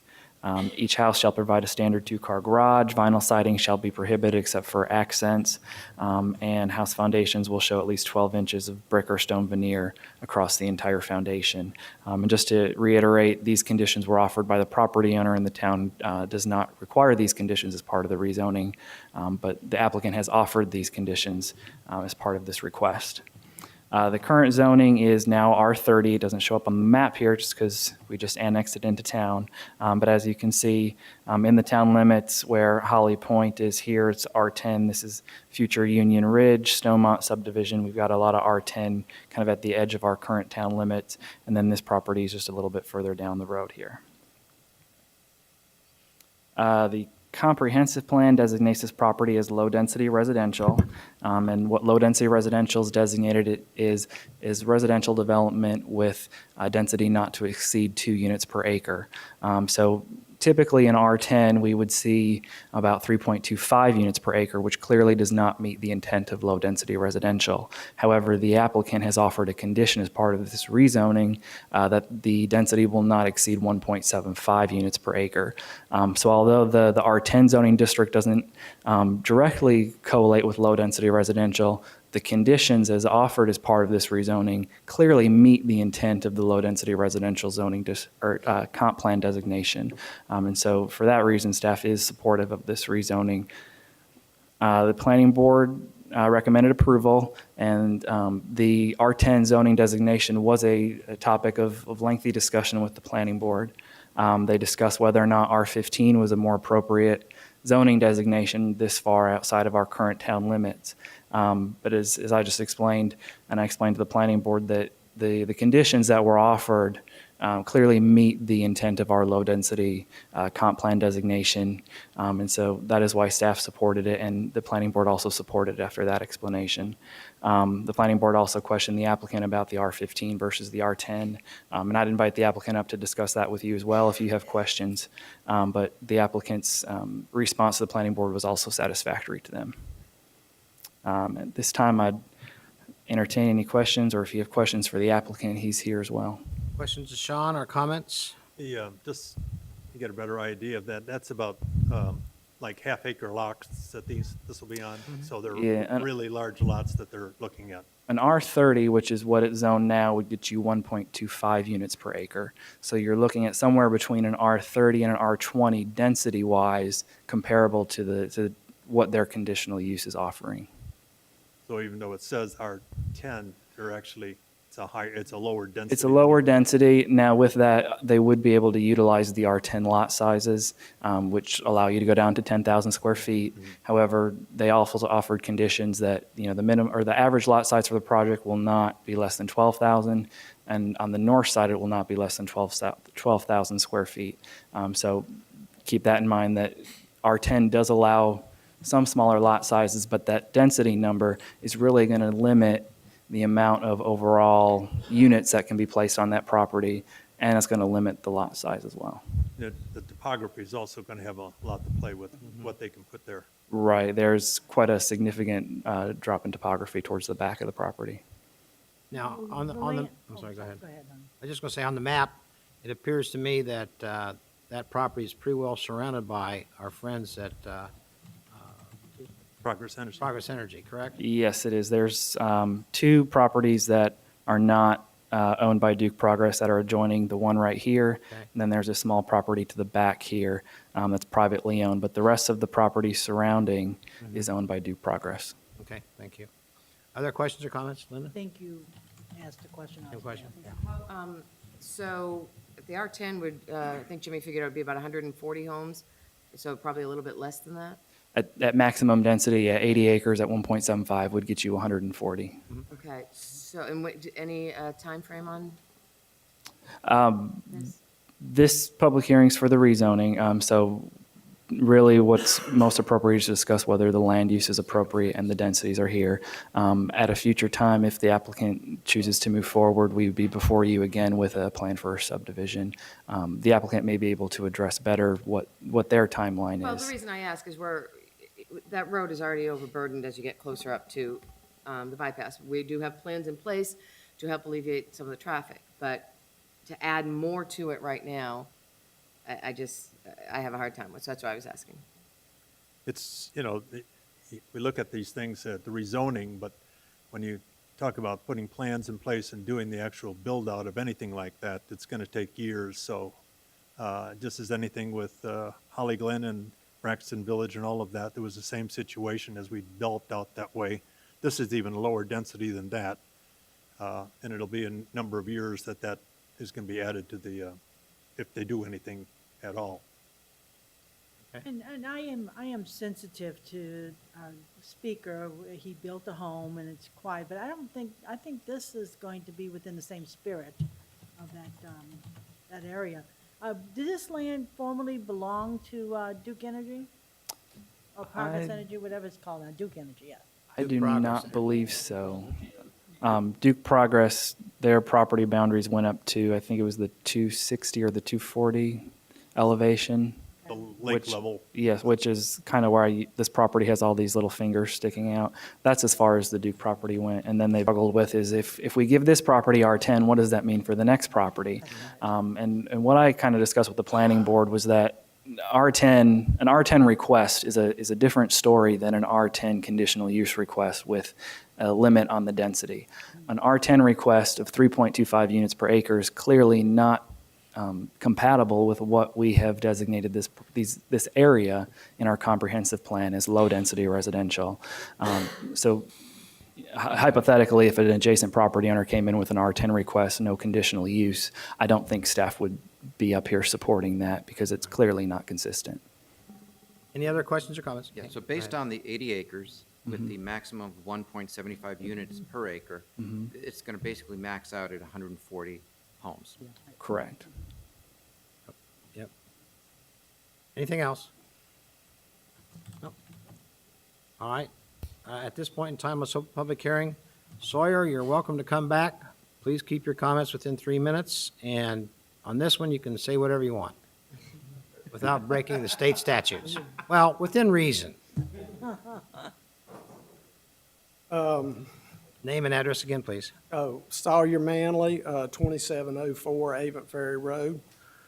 I used to hunt all that property that's in question, and Mr. Sack, you were correct in the fact that it sounds like they're making concessions, but actually because of the lay of the land, they're just tacking all the land that drops off into creek beds and things like that. They're just tacking it on to an R10 lot and saying that they're making bigger lots. That's what that's all about. Still, it's all about maximizing how much money they're going to be able to sell all this land for. I mean, bottom line, it's a dollar figure. And like I said, they're going to take their money and leave, and then they're going to alter our rural community out there forever. And that's what we're concerned with that live out there.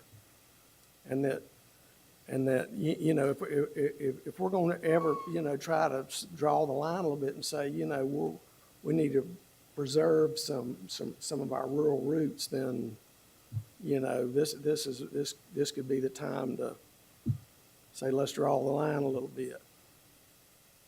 And you've already said, yeah, that you're gonna bring them in, but why has it got to be the maximum? I mean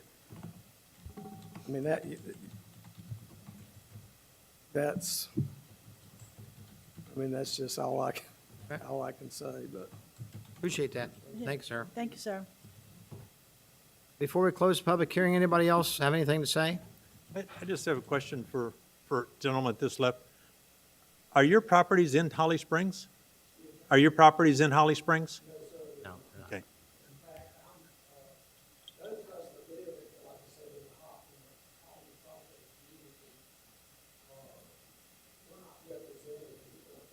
Right.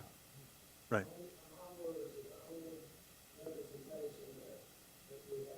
Okay, thank you. Thank you. Young lady, raise your hand. Yeah, please come forward. And again, I'd ask you to keep your comments within 3 minutes. And your name and address, please. Yes, my name is Susan Manley, and I am Mr. Manley's wife. We live at 2704 Avon Ferry Road, and thank you all for letting me speak. I'm very nervous, but Don't worry about it. I did want you to know that we did have a get-together for our community, and it is a rural community. There is a gentleman here that was a very big landowner in this area. He's here with us. We're the only three that I'm aware of. I do think that there is an increased number of vehicles on that road since the time that Mr. Manley and I were married 15 years ago. Increase probably double, at least. Lots of people ride up and down that road on their bicycles. Children can't play outside near the road. Or ride. There isn't, if you live in a rural area, that's what you do. They can't do that with an additional 140 houses. Besides that, where are all these children going to go to school? One of the families that was at our picnic, they have a 5-year-old child who is going to be bused an hour and a half away to kindergarten. So their only option was to take that child out of the public school system and put them in a private school.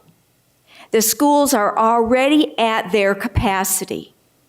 There is no infrastructure in place to increase the community. I know we want to grow. I understand that. We've grown tremendously down Highway 55 at Avent Ferry. All of us know that. But I do think that we need to stop somewhere, and this might be a good point. Thank you very much. Thank you. I did want to make a comment about the school. Go ahead, I'm sorry. I'm not being argumentative at all. In case people don't know this, again, the middle schools are not capped. This capping issue is a big deal, and we're working awfully hard to make it better. The middle schools are not capped. The elementary schools are, but that doesn't mean they're full. There's a big difference. Same thing at the high school. But there will be an elementary school on New Hill Road, fairly close to this area, hopefully opening in 2016. And now we're working on another high school. So I just want to let everybody know what's going on, because there's some misunderstandings about everything's capped, we can't move, blah, blah, blah. Not quite true. And if you have any questions about the schools, you call that school and ask for the data manager, and she or he will tell you exactly what's going on, okay? Just another thought. So at this point in time, we'll close public hearing. Other questions or comments?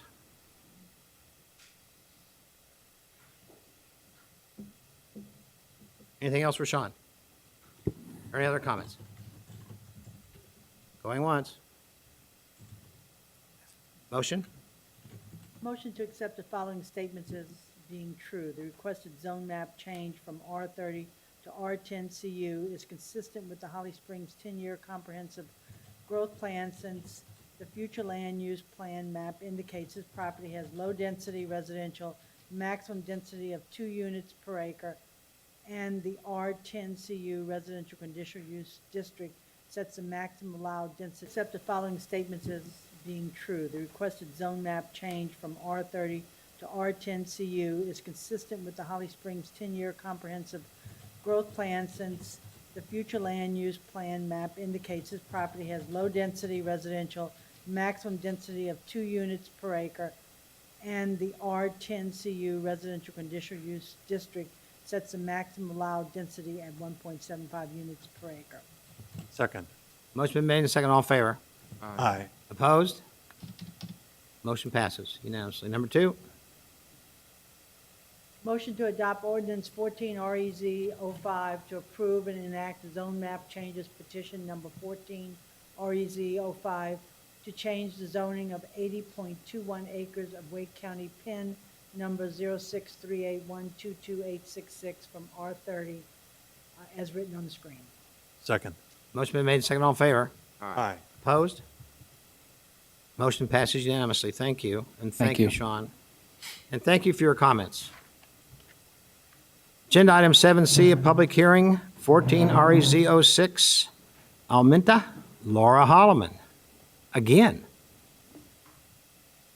This is a big piece of property. That's all right. This is very important. It's going to transform Holly Springs. This is the site. We actually have a whole agenda on this one, right? You've outdone yourself, Laura. That's right.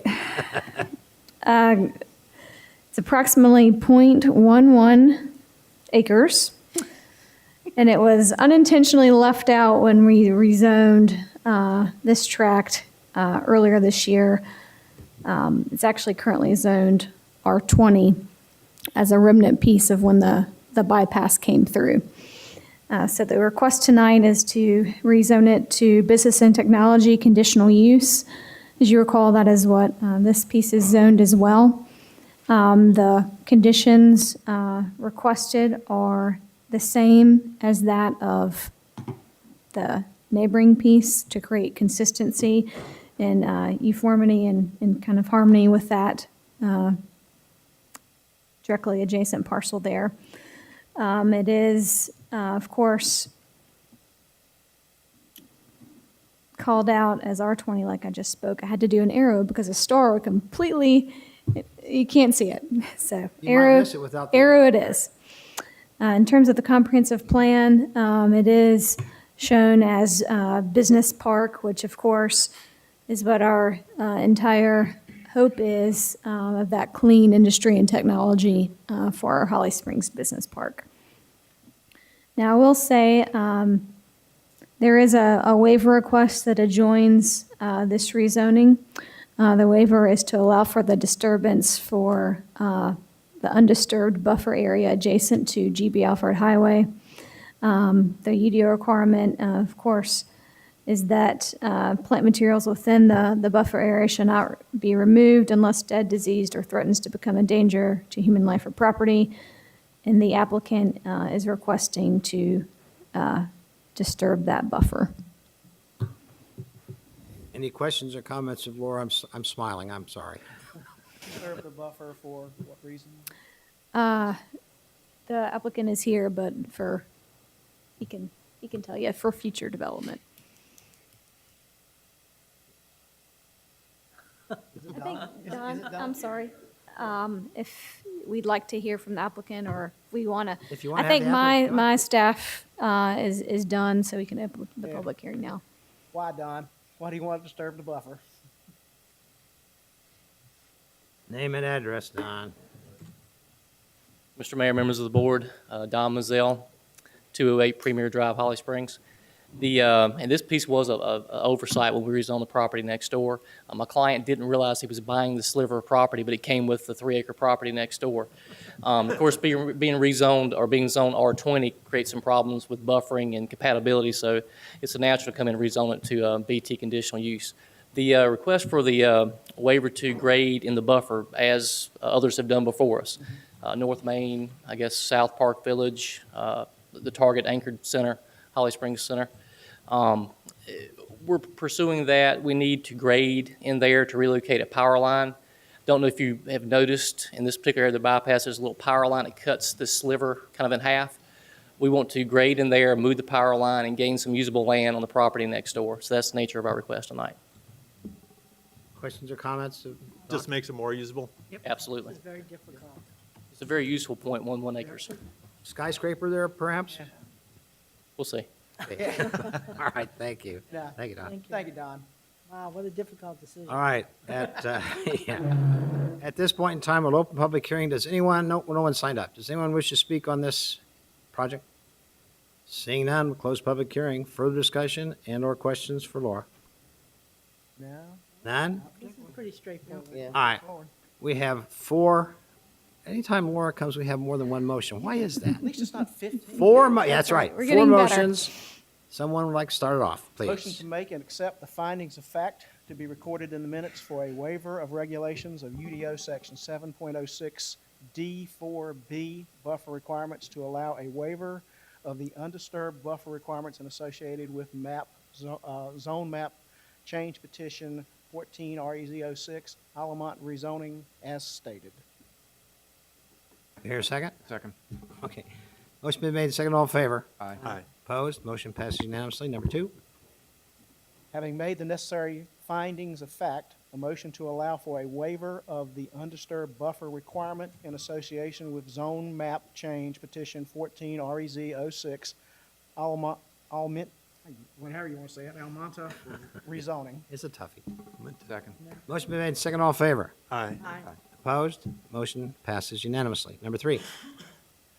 Motion to accept the following statements as being true. The requested zone map change from R20 residential to BT business and technology is consistent with the Vision Holly Springs Comprehensive Plan, since the future land use plan map indicates this property as business park, and the business and technology district allows for a variety of clean industry uses. Second.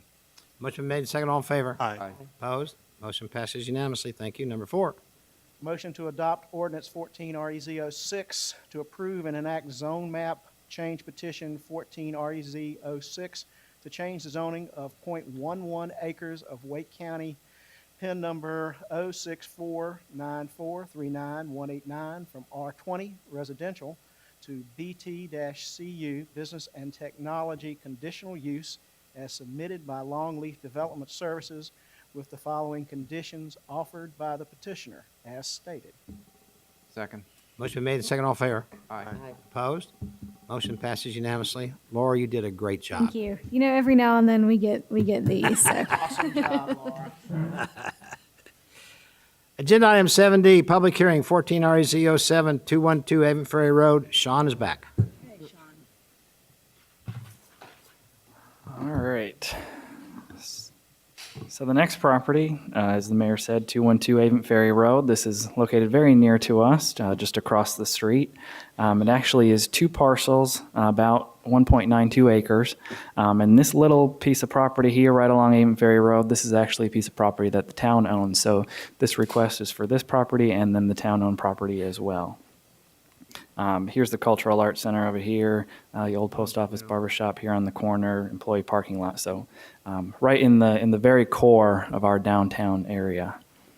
The rezoning request tonight is to rezone these two properties from R15 residential to RTV Town Village District. Current zoning, as I said, is R15, which is the predominant zoning to the south and to the west of this property.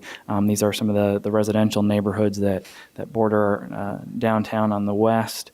It is an older zoning designation that the town has had in place on these properties for quite some times, and the TV Village District is very near to this, just right across the street. And so the TV zoning district, of course, is our mixed-use district. It's supposed to be our mix of commercial, retail, some residential as well, and it's really supposed to be the heart and the core of our community and of our downtown area. So the TV Village zoning district request is very consistent with that intent. And as you can see by the comp plan, these properties are designated as mixed use, which further reiterates our goal to really have a mix of uses on this piece of property, which the TV really represents. The planning board heard this request. They did raise a question as to access of these parcels to the back here since they have no road frontage. It's good to remember that any development that is proposed on this property would have to address the access to these properties, but it's not something that we typically discuss at rezoning. It's something that we would look into during the site plan approval for this property. And the planning board was in agreement that this is consistent with the comp plan. Was there some discussion as it relates to possible access back through the parking lot in the Cultural Arts Center, since it does back up to that? Elizabeth, do you recall? Councilman Cobb was asking about access from the cultural center, if that was ever Is it discussed. possible they could access through the through the parking lot back through there?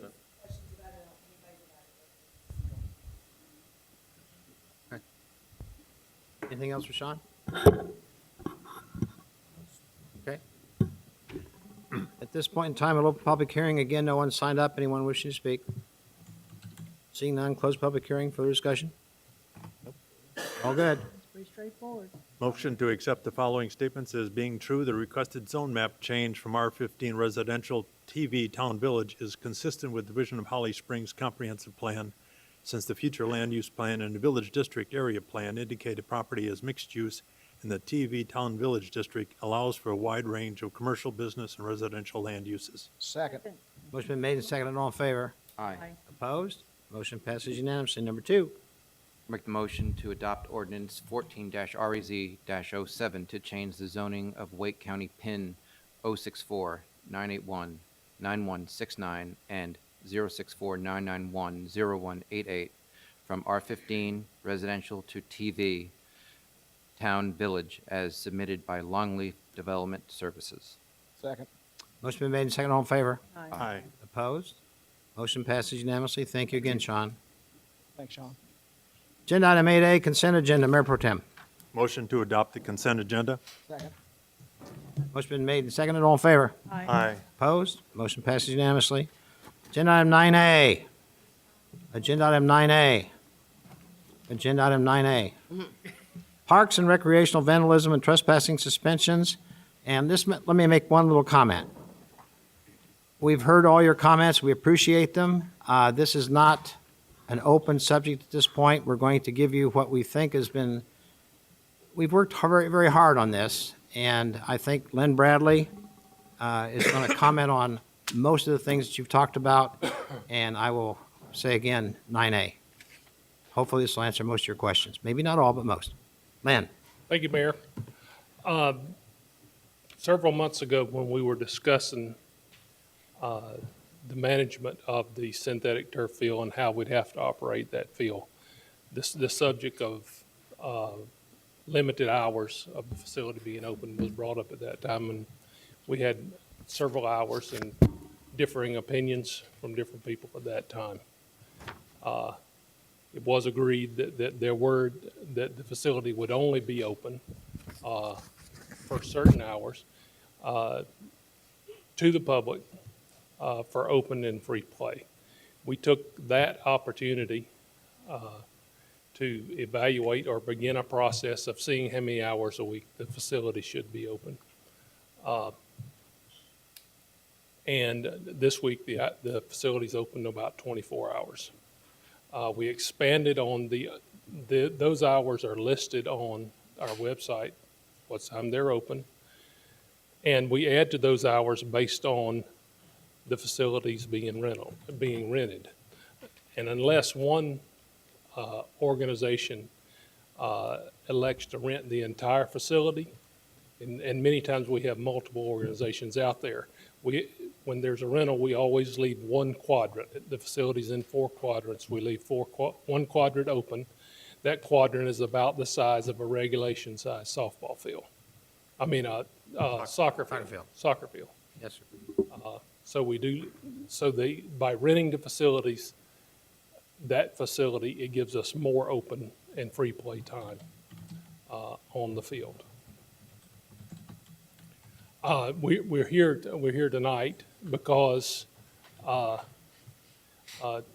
10 days ago or so, the kids that we've seen here tonight elected to climb the fence. And this isn't the first kids that have climbed the fence, by the way. There's been others. Just happens to be the first ones that we've caught. Over time, there has been damage to the fence, not necessarily to the field, but to the fence.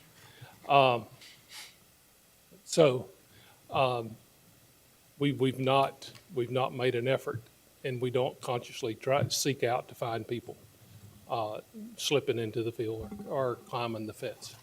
It just happened to be that day we had an employee in the area. At the time when the kids came, the gates were locked.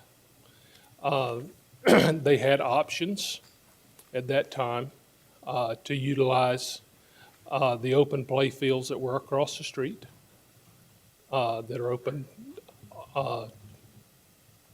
from daylight till dark. Is this the pit we're talking about? It is the pit. Pit, okay. Yes. Was it feel okay for the pit, for them to go into? The goals were up and everything? I think there are goals on the field. I'm not 100% sure, but I believe there are. Adam? Yes, I think they are. Okay. All right. It wasn't wet and they were playable. Okay. Just point of reference, that's all. And if they're late, and if the gates were locked and they believe that the gates should have been open, the Hunt Center was open, and they could have gone and checked at the Hunt Center. As a matter of fact, while all this was going on, I think the gates were scheduled to be open about an hour after the event happened. And while they were still there, the part-time employee came to unlock the gate, and the field was open. Is there a sign out there that says if the gates are locked, you can go to the Hunt Center and get? Or the pit, or? Staff? No, there's not one that says that, but there is one that says that if the gates are locked, the fields are closed, and anybody is caught on the field when the gates are locked, they'll be charged with first-degree trespass, which is what could have happened at that time. But there were no other instructions out there in terms Like saying to go, the pit is open, we don't have anything like that hanging up right now? No, we do not. Not at this point. We do not. The objective here is not to punish good kids. Our objective and is to try in the long run is to decrease the amount of vandalism that we have in the parks. For the past year, we've had probably 20 or 25 instances of vandalism. I know we painted the Veterans Park picnic shelter 4 times 1 week because of vandalism. We've had turf burned, not at Womble, but at the Hunt Center. We've had to paint the band shell multiple times. We've had the roof damaged at the picnic shelter. during construction at Wumble. We had numerous occasions where there was damage even before we took the facility over. So this is something we've been dealing with for a while, and the objective is not to punish good kids. Our objective is to stop and to decrease the amount of vandalism that we have, and we want people to use the facility using the best management practice that we know how to use. The only way, in our opinion, to stop these things is for people to know that they're going to be punished, or there's some negative event that's going to happen if they don't abide by policies or break the law. In this case, they broke the law because the field was properly posted. When this happened, Adam and I, Adam Huffman, who's Assistant Parks and Recreation Director, discussed the event. And at that time, we decided that we should come before you tonight because this was something that we knew was going to happen again and that we needed to have something before you. In the past, we have trespassed people for different things. We do have policies. I know there was a policy read here tonight. Not all the policies were read here. There is an athletic policy that includes trespass for a year and not being able to participate in programs or to go to any of our parks. So it's not unprecedented for us for this to happen, and that is a policy that you've approved in the past.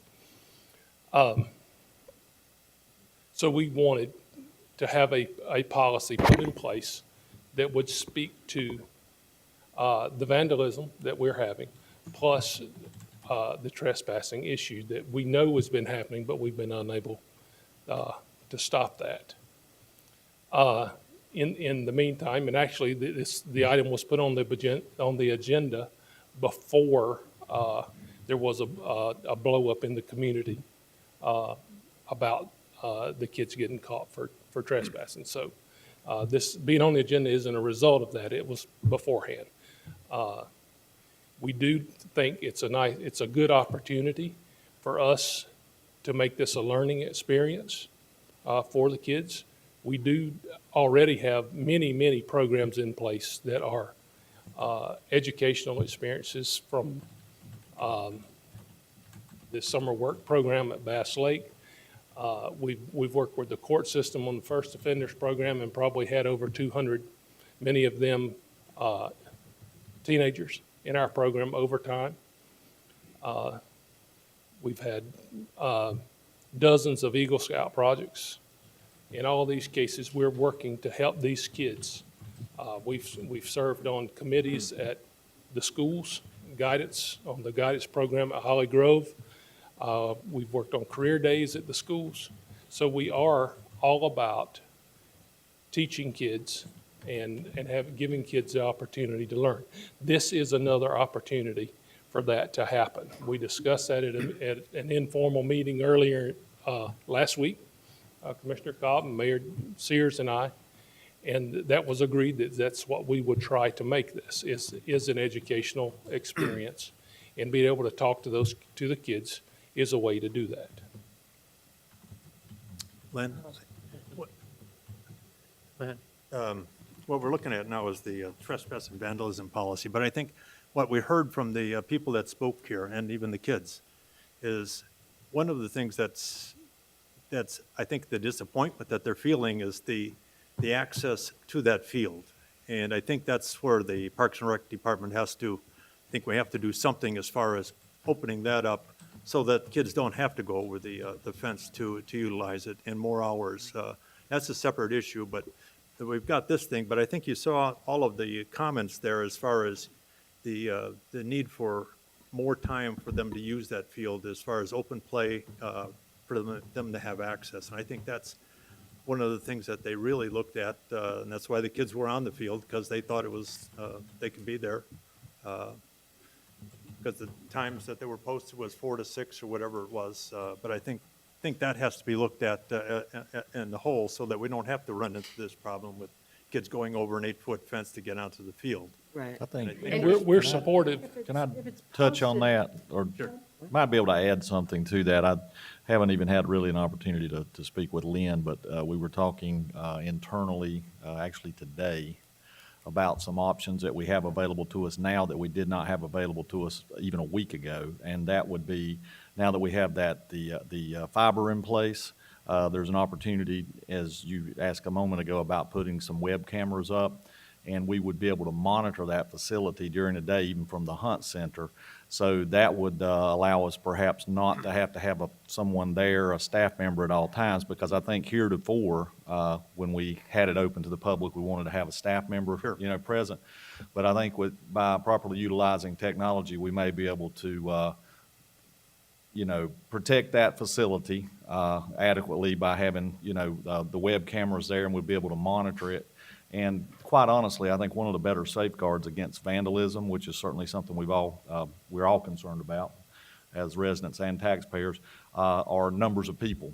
And if we have more people utilizing those fields during the day with the gates open, I think we minimize the chances of abuse and so forth occurring. So that is something that's an option that's available, I think, tonight that was not available even 10 days ago. And that's something that we want to talk about in detail, and we would be putting together some policies, I think, to do that, because our goal has never been to restrict access.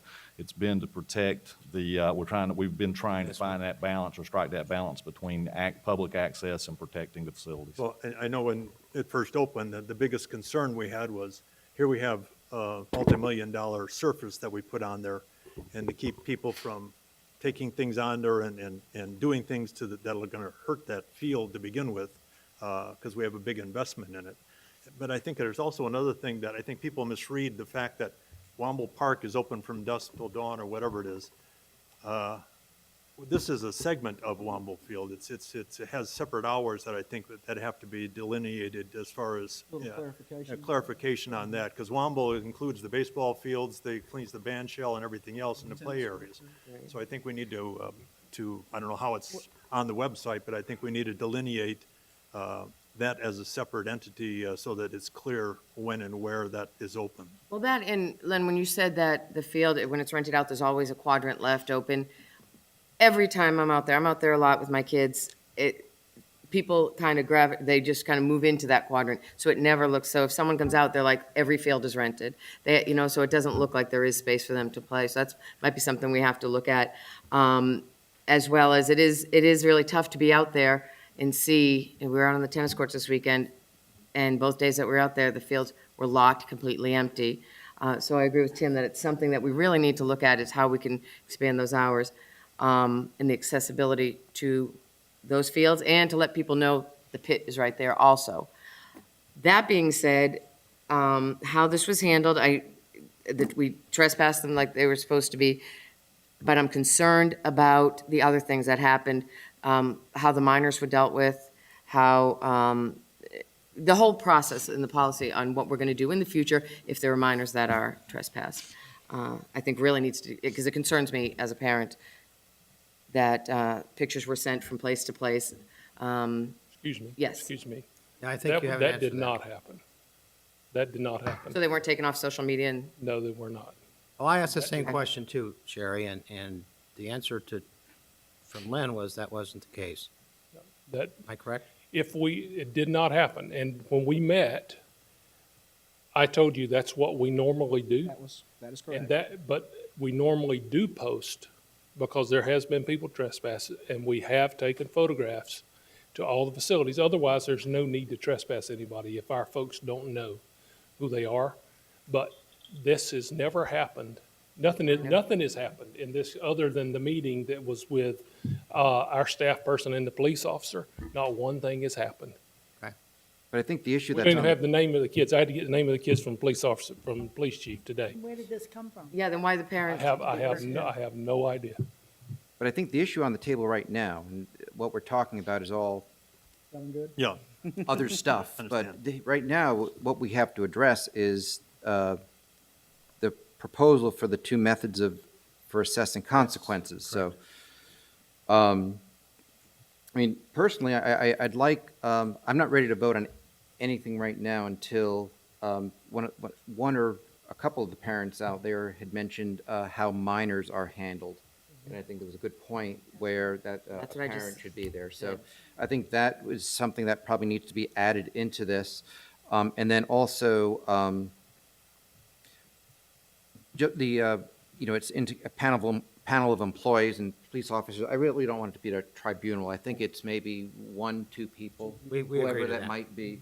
I think that needs to be clarified, and the whole thing just needs just a little more comprehensive. And I think if we bring it back the next meeting, work it through a little bit with some steps. I'd be ready to vote for it then. But again, I've got to see that the part about dealing with minors in here. One thing that needs to be in there is about notification.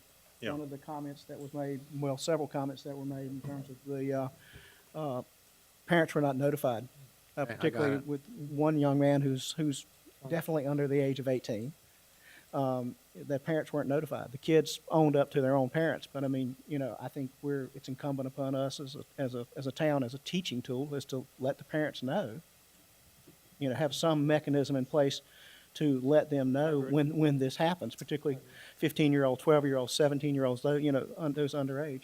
And I agree with Hank that I think that the panel of employees and everything, a panel of 2 Is plenty. could probably be best use of town resources, particularly if we're short-staffed and are not able to open the facilities because we don't have people there to watch the facilities.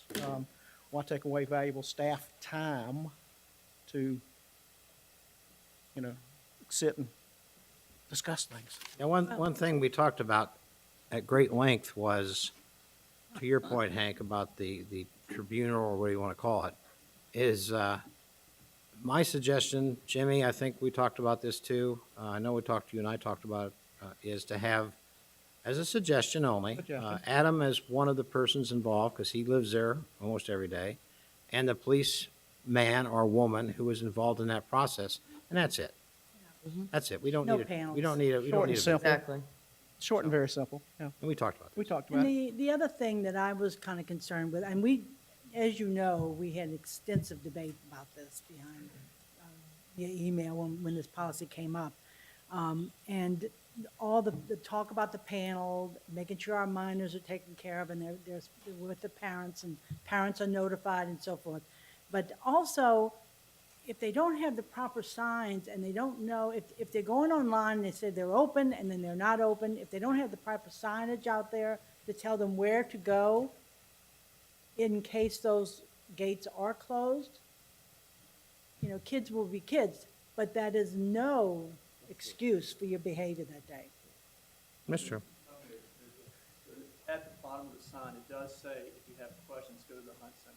Okay. As it, It doesn't say specifically if gates are locked. It says if you have a question about rentals, anything else, right? But I think to let them know there's options, is And what did she's y'all saying. try the other soccer Yeah. field? Let them know there's options. well, we could, no. No. We've done that. Well, we could bring you back a little more detailed thing. I think my recommendation will probably be not to have a police officer as a fact finder or as a adjudicator in this instance, but we'll bring you back something. All right. We're open. Make a move to table this. Our point here is just to make this a better situation than perhaps it was. I think everybody made good points. The one thing that I've always said to Lynn and anybody else that wanted to listen is, whatever we do, it's got to be the same for everybody. It has to be the same for everybody. And that's the one thing that we need this in writing, make sure it's correct, et cetera, et cetera. And if the council wants to postpone this until next meeting, fine, or What about consent right agenda now? next meeting, or whatever. I'd like to do 2 things if we can, Yeah. the next meeting, but also I think we need to address at this time an opportunity for them to revisit the penalty that was Yeah. imposed on the students involved, to see if that can be readdressed and mitigated in some way rather than the. Waiting on us to make a decision. Yeah. Right, exactly. What did they get? But they got a year. Year? I Well, at think, that time, it was a year's suspension, and our intent is that we don't do that, well, I that just, they receive a mandatory 1-month suspension, blah, blah, blah, blah. Well, Well- what, Sherry, you got something? No. We really shouldn't, but go ahead, Alex, but make it brief. It doesn't say go to the Hunt Center, it doesn't say go to, it just says Okay. Read it out, Alex. I'll just read it. Just read it. We could all get in the bus and go over there. That's fine. Yeah, yeah.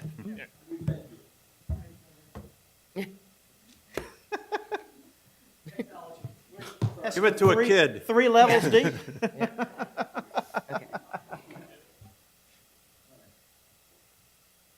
This sign reads, it's posted in the website, this picture was taken on June 5th. If the gates are shut and locked, the fields are closed, and anyone entering or remaining is subject to criminal violation of the first degree trespass. It does not say, go see anyone at the Hutch Center, or what you can do. Where is that sign located? There are multiple signs. To the left is the trespass. Hang on, one at a time. It has all the rules and regulations of the field. It's one of the bottom bullets that you'll see if you read both sides. It's over there. At, It's over on It's the right Under the- beside under the that rules. sign. It's on both sides. It's on the- We just meet, Both sides, we have All right. 4 actual signs that back to back, so you can read it. The fence is open, if it's closed. It's on the right. It's one of the bottom bullets. It'll say, if you have questions, go to the website.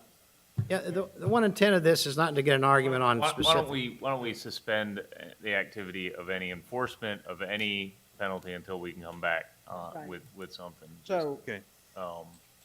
Until we Make it- come back. yeah. So they're With- able to. With the in simple exception of terms. any property damage, Vandalism. vandalism activity that will occur. Would that require a motion, Joni? No, no. Does that mean that they can? Don't think so? so what is, I think It's not an act of the town council at this point.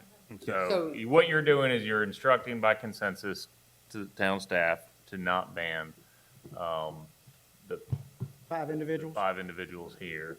And I think that's sufficient. And leave it to the, And then part 2 is you will provide us with additional information as we tweak this policy going forward? That's correct. And will they be subject to any kind of a suspension after the Any- fact? Or do we know?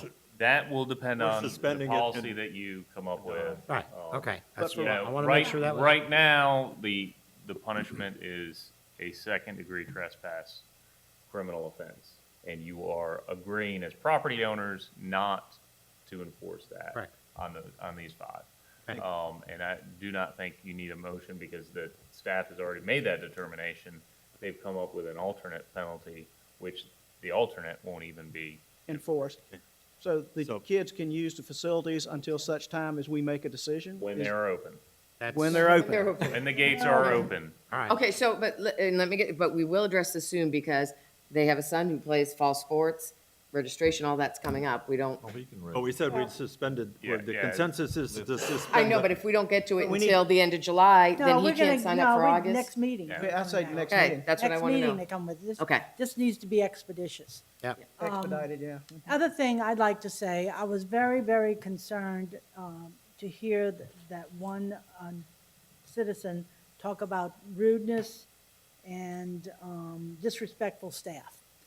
Now, I have never experienced that with any of the staff at Parks and Recreation.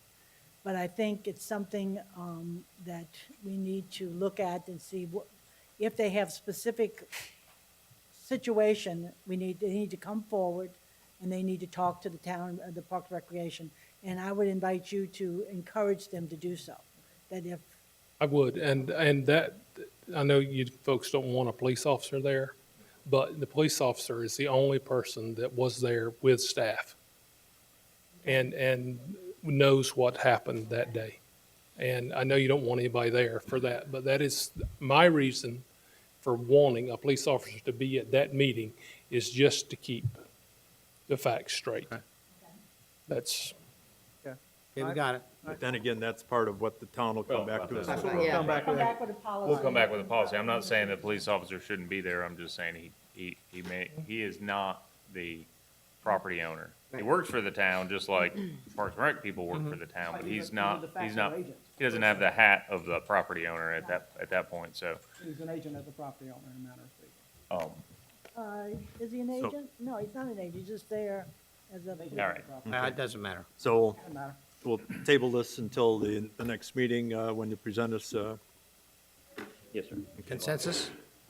Consensus? Consensus, yeah. Anything else you want to add tonight, Lynn? Yes, sir. I would like to say that there has been, we've not prohibited, to my knowledge, anyone from going to a park. We've not prohibited anyone from making an application or to participate in a program, and we know that has already happened. Okay. That one of the 5 has registered into one of our programs since that time. So we've not prohibited anybody. Deal. We'll get it straightened out. I'm sorry, but can I just address this? Because if you're not denying the kids, if you're banning the kids, then why was there no communication to us? That was brought up. So are you just blowing smoke? No, ma'am. It's not No. happening, so we're gonna let them register anyway? That is my feeling now. That's, And I'm sorry that I feel that way. I am too. But so either you're going to have a policy or you're not. We are. Either you're going to contact parents or you're not. We will. That's what we Well, want to that's- discuss. Well, That's- I think you're misunderstanding what we're doing here. What we're saying to the staff is go back and let's look at this and come forward and give us a policy that we can work on. Make some Okay. changes to what's here. And that will be So done it's very not, quickly. we're not ignoring it. We're trying to make sure that it's a fair, straightforward policy. Yes, and I Yeah. appreciate Yeah. that, and I was not directing that at you, I was directing. No, I'm not taking it, I'm just trying to explain to you that this is what we're doing up here. We see what you're talking about, and we're gonna straighten it out. And our options right now was to adopt a policy, and right now, we're not ready to do that, and we're putting it back to the town manager and the To town come up with staff. that. Can I answer her question? I'd like to do that, please. Well, I'd ask as a favor before, we went through a lot of public comment, and this could go on for another 12 or 13 days, because you all have opinions, and we appreciate that. But what I'm going to say is, we're doing our best to adjudicate this matter to almost everybody's satisfaction. I'm sure someone is going to be not totally pleased, and that's just the way it's going to have to Yeah, be. exactly. But at the same time, give us a chance to do this right, and let's take it from there. I mean, it's just that simple. We're trying our best, and I think that shows already. Lynn? Our decision to come to council tonight with a proposed policy was the day of or after this event happened. Right. There's not been one thing done to enforce that or to put that into the process. Typically, there are letters sent. There are letters sent when someone is trespassed from facilities. That's done, has been done many times in the past. Okay. But we've not done anything to date to trespass anybody. And we realize that might not be the right thing to do at the time, and that's why we're here. The kids were Correct. told that, but other than that, there's not been anything, to my knowledge, that has happened at all. Okay. Other than our discussions among ourselves. So It's, we'll get this straightened out to the point, but that doesn't excuse your behavior But and what you've done. But where does it come, the part about them being banned for a year from the parks, where does that come from as far as their perception? The kids Oh. were informed that at the time by the police officer. That is That's that's fine. that's the rule. Was the current policy. Calls were made, complaints were made, Okay. and staff suspended the enforcement of what was told to the kids. Okay, so that's And here probably we the are. miscommunication there, is that it's been suspended, that they didn't pick up on. yes. Okay. And they'll talk about field accessibility hours and all that too, will be discussed they'll too. cover- We have a lot of notes. We'll cover all of that, and we'll, Okay. Okay. the next meeting, Definitely. Okay. Let me throw something else out there. Please. Sorry. But if, and it's kind of along the same policy, but if someone commits a crime on a Parks and Recreation facility, and I'm not talking about vandalism, let's say assault, is there a policy in place that trespasses them? That it, where they, if they commit a crime on Parks and Rec. Well, it's open. Yeah, can they be trespassed, or can they be banned for a period of time, whatever it might be? Wouldn't that be a criminal offense? Well, the Chief, field you're is here. open, like, That would be something the police would handle totally. Am I wrong or not? Exactly, I Yeah, understand that's that. probably right. I'm But speaking there's of still from being banned from the facilities if in fact they have committed a crime. I mean, if assaults, it could be, public lewdness, anything like that, can they be banned from use of the facility? Again, something completely aside from vandalism or trespassing. Our athletic policy does cover behavior in the park associated with athletics. There are other opportunities, I'm certain, for crimes to be committed.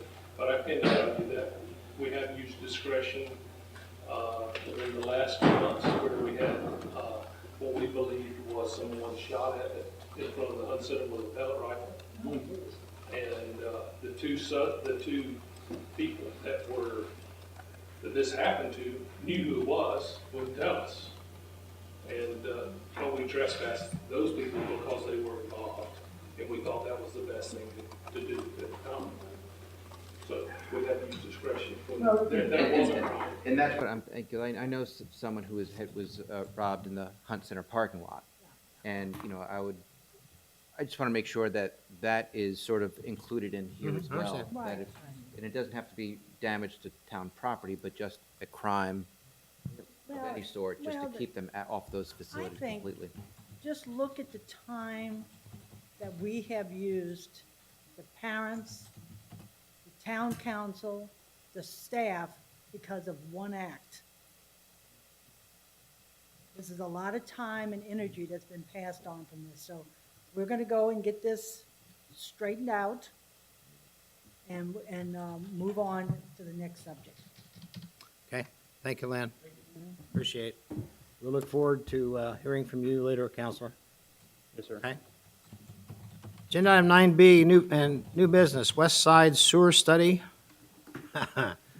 Kendra Parrish. I'm not going to That one, comment. Kendra.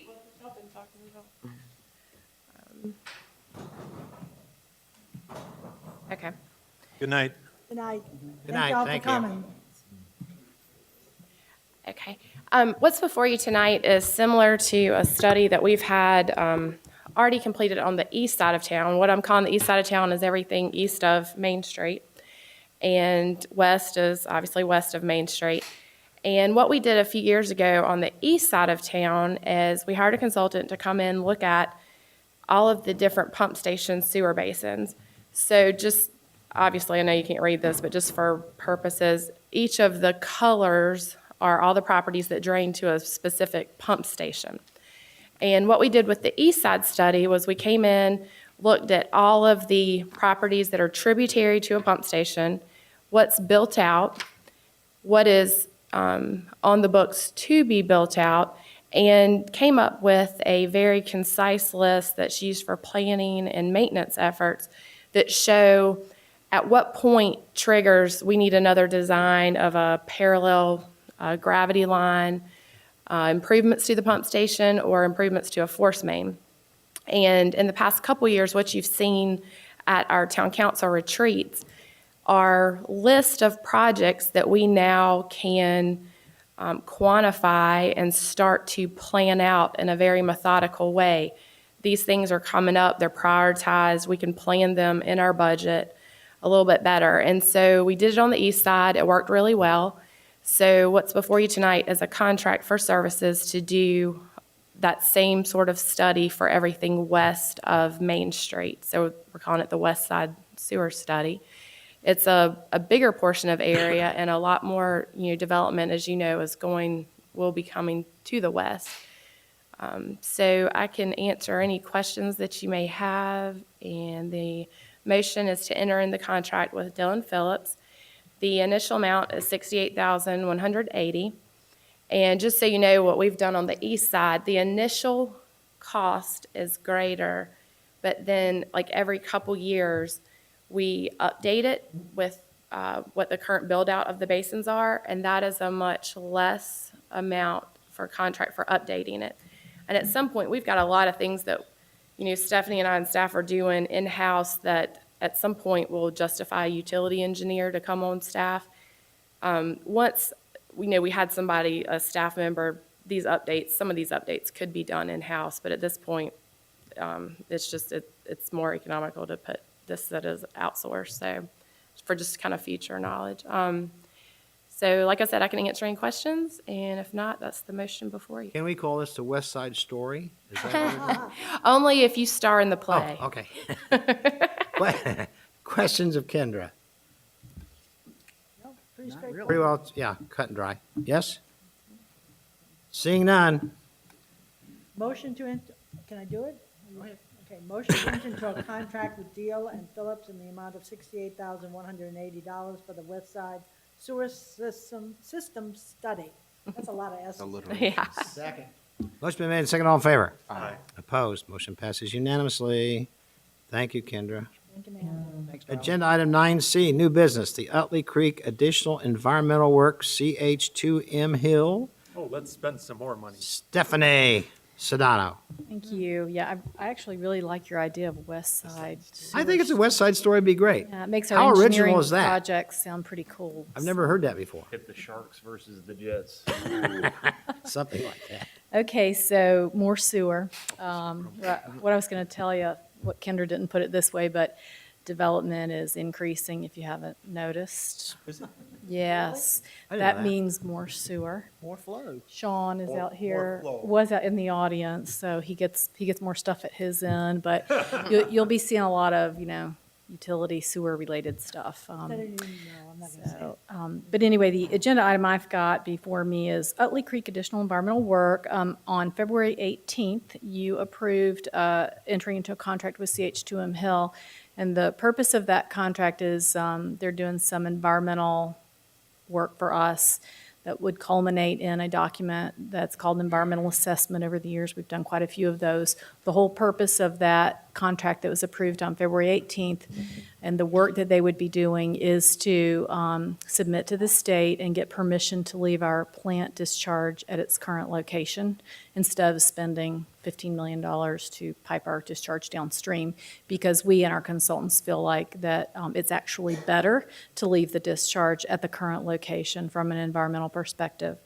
We hired CH2M and the staff, and Sean, Kendra went down to meet with CH2M and the state to talk about the work plan.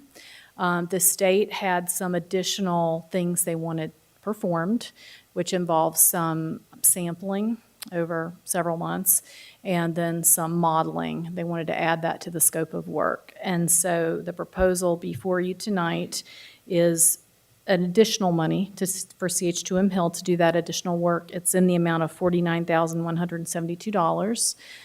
We feel like this is a good investment. This coupled with the other contract, if we can save the money for that, $14-15 million outfall, that's our goal here. So staff is recommending approval of the $49,172 contract with CH2M Hill, and funds will come out of sewer reserves. That was the question. Yes. Questions of Stephanie? Another straightforward. I'll make the motion to enter an agreement with CH2M Hill in the amount of $49,172 for additional Utley Creek environmental work. Here, second. Motion been made and second. All in favor? Aye. Opposed? Motion passes unanimously. Thank you, Stephanie. Agenda item 9D, new business, North Main Athletic Complex Phase 2 construction bids. Again, Len Bradley.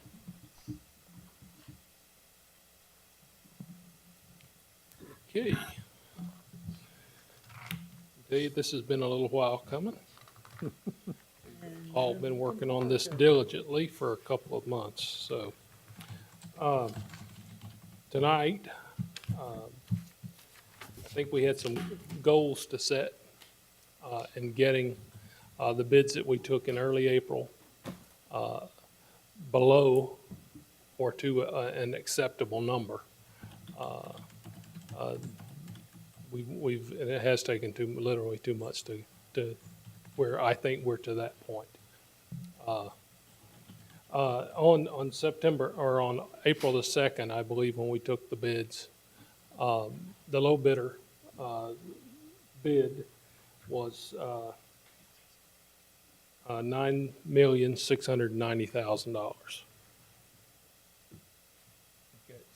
Since that time, we've worked on value engineering, which has removed some of the items that staff believed were items that we could complete at a later date without significantly increasing the price of those particular functions of the stadium. We also saved money, saved some funds by moving part of the responsibilities from Phase 2 to Phase 1 and creating a change order for that. That saved us about $300,000.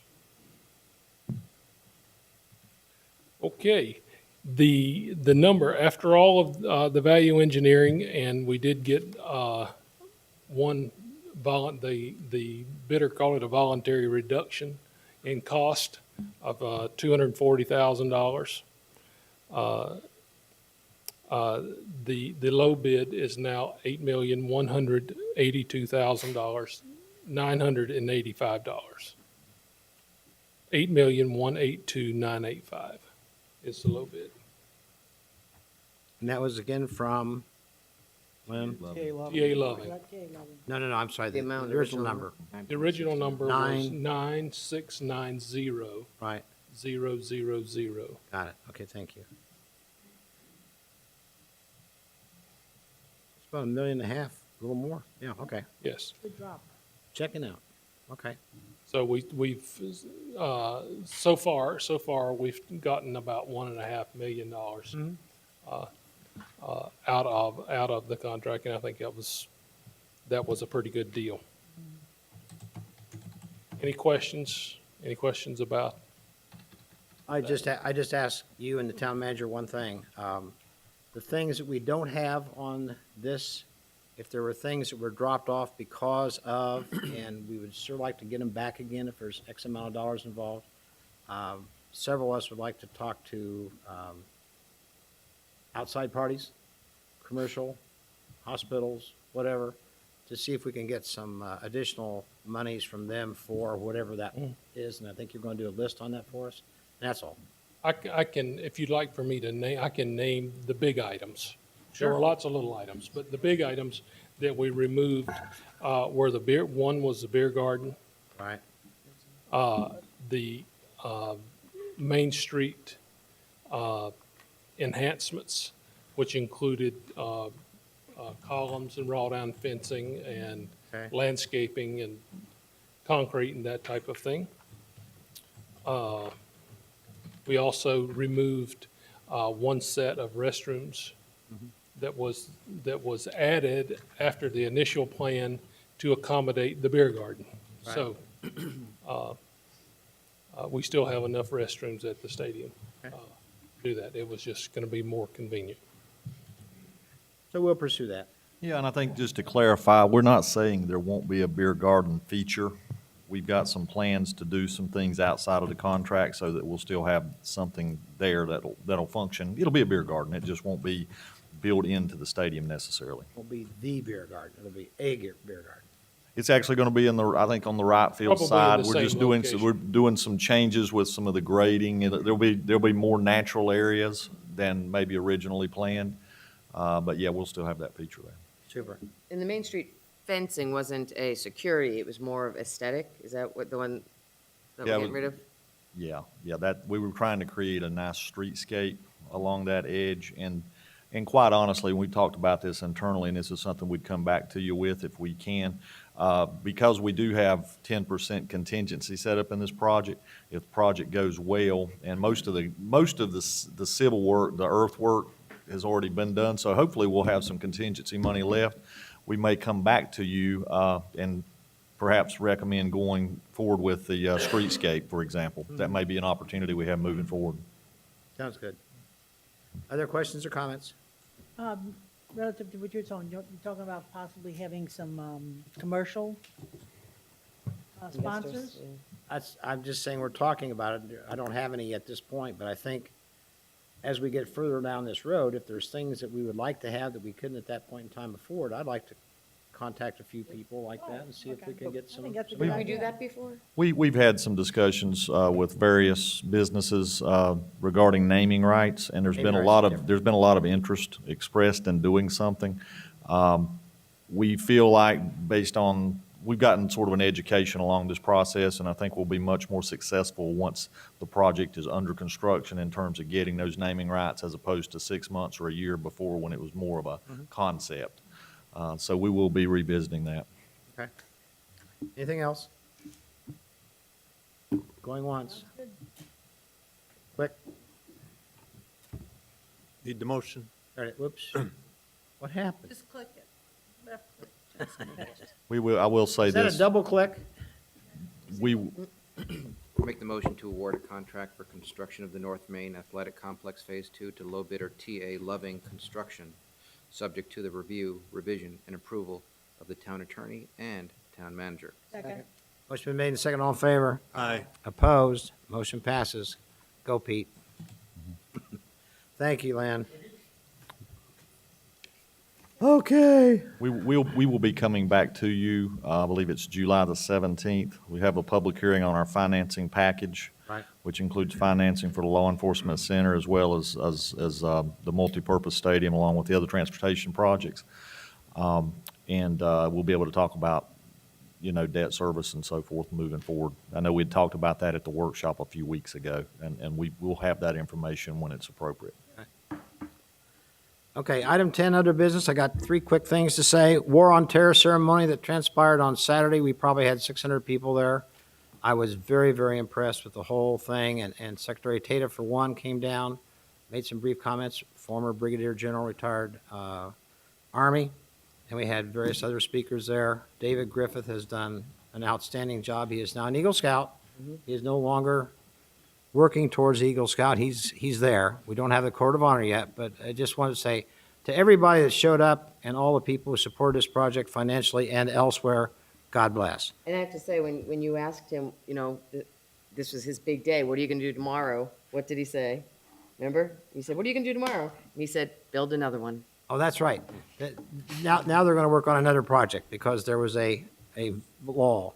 Secondly, crosswalks, we're making progress. We still have a few people who I hear from who say, I saw blah, blah, blah, that didn't stop. But I do see, and I always share that with the chief, that's why he's smiling. I do see that to be a major improvement, and we talked as recently as today on improving the pedestrian crossing issues with maybe some new equipment. We're working on that. That's a work in progress. No specifics at this point, but the chief's working on it. And lastly, but not leastly, Novartis has sent out big news, simply saying we received our license last Friday and are now officially licensed to ship product from Holly Springs. That's the FDA. I thought I'd share this with you. Best regards, Chris McDonald. So they are shipping, can ship, will ship flu vaccine, and they're ready for a pandemic in case it would happen. They can serve half the country. So all that's good news. What else? Just recently, there was some criticism on a social network. I didn't read all of it, but he criticized us for not planning for the future. And I really don't understand. People who have lived here for a number of years write in and say, why didn't we plan for the future? In '98, we did a comprehensive plan. We did an update on the comprehensive plan division of Holly Springs in 2007. We updated it in 2009. Everything is online for people to see that we have planned for the future. We are taking these things in stride. The growth of this town has been the same way for the last 20 years. We've dealt with the growth as it comes along. We've planned for the future. And if people would, instead of criticizing, maybe take some time to look at what we have done and all of the engineering work that's been done out there to look for the future, and also to take into effect the fact that we have to deal with state entities like the Department of Transportation when it comes to streetlights, when it comes to road widenings and everything else. It's not just us up here making these decisions, but we are on record as far as what our plans are and what our hopes for this town are for the future. And I'll just leave it go with that. I just hope people will look online. Everything is online, what we're doing. So, And if they have questions, they can call the town. They can always call. Definitely. They can always call, anyway. Well, my comment to that was, to that person that we're talking about, and I must say, quite honestly, after 13 years, there are a few out there that do this as perhaps a full-time job, but very few. And I think from 29,000 people, we have very, very few people who participate in this. I answered all of his questions, and at least I thought I did. Whether or not it's going to be done, issue, et cetera, probably not. But this doesn't happen that much, but we do plan ahead. We plan ahead, and we work very hard for everybody who's sitting out there and watching on TV and everything else. So we're pretty happy with our town. And why are we growing so fast? People want to live here. How about the traffic? That is always a issue with towns who are growing, and we sure aren't alone on that one. If you want to find out, just drive to Fuquay and go down Main Street. And I'm not demeaning Fuquay at all. It's just an issue that happens. Done. Anything else? Stephanie, what's the status of that tree on Holly Springs Road where the sidewalk goes around? Yes, I have, need to talk to DOT still. I got a map prepared, and I'll send it to them and ask them. It's in process? Yes, it is. Mhm, Thank you. Thank you. if I can, Stephanie, while you're in the hot seat. Yes, that's okay. Again, the perennial, when you go past 12 Oaks on New Hill Road, going out towards Friendship, Yes. the road continues to deteriorate, and especially on Friendship, as you go down towards 751, there's two huge holes. Yes. that- We, I think that Chuck mentioned the meeting we had with Secretary Tata, and he was actually taken on a field trip, and we talked about that road, and he got to ride that road. Oh, yesterday. So I think Jenny was driving, and she could not avoid all the potholes, so we are very hopeful. Mr. Toad's Wild Ride.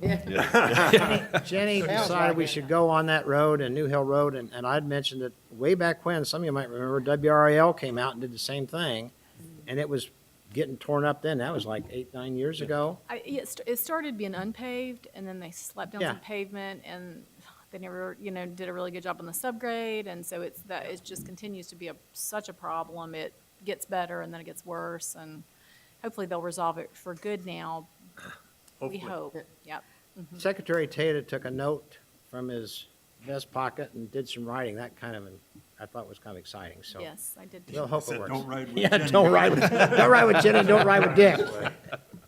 What else? I want to see if, since we're going to be talking about the Parks and Rec stuff at the next meeting, we can consider the smoking ban. The Parks and Rec Committee did ask that I bring it to you, that they did vote unanimously in our recreational facilities and our parks, any of our facilities, that it would mean investing a little money in signage and things like that, but I think if we can add that to the. I'd say put it on the agenda for next time, yeah. Tobacco-free zones. And not like the high school, we have the tobacco-free zone sign and then the tobacco field, So really mean it. Deal. Anything else? I'm not going to be at the next meeting, Mr. Mayor, I'm Then we're sorry. just going to cancel the meeting. Is there going to be a meeting on January 2nd or 1st? Well, January? That's, That too. that is your choice. I was informed today, of course, the meeting's on July the 1st. I was informed today that there are a couple development issues that ideally should be resolved or discussed July 1, but If everybody else is going to be it's here, do we your have a quorum? decision. I believe Yep, so. I think so. I'll be here. Okay. We're good. We're good. Okay. And we'll plan to have those policy changes, in Yeah, 'cause place. I think we're gonna do that Based too. on the suggestions that the council made, Well, we need can to do that. resolve that quickly and get- Okay. move on. Thank you. Anything else, managers report? Only thing I would add, of course, we have the July 5th fireworks celebration. That's on Saturday. That's at Sugg Farm. And I believe that's all we have today. Okay. Counselor, closed session. I do want to talk to you briefly pursuant to 143-318.11A3 to preserve the attorney-client privilege with respect to some contract negotiations for the North Main Athletic Site contract. Sure. I move that we go into closed session based on that general statute. Second. All in favor? Aye. Thank you for sticking around.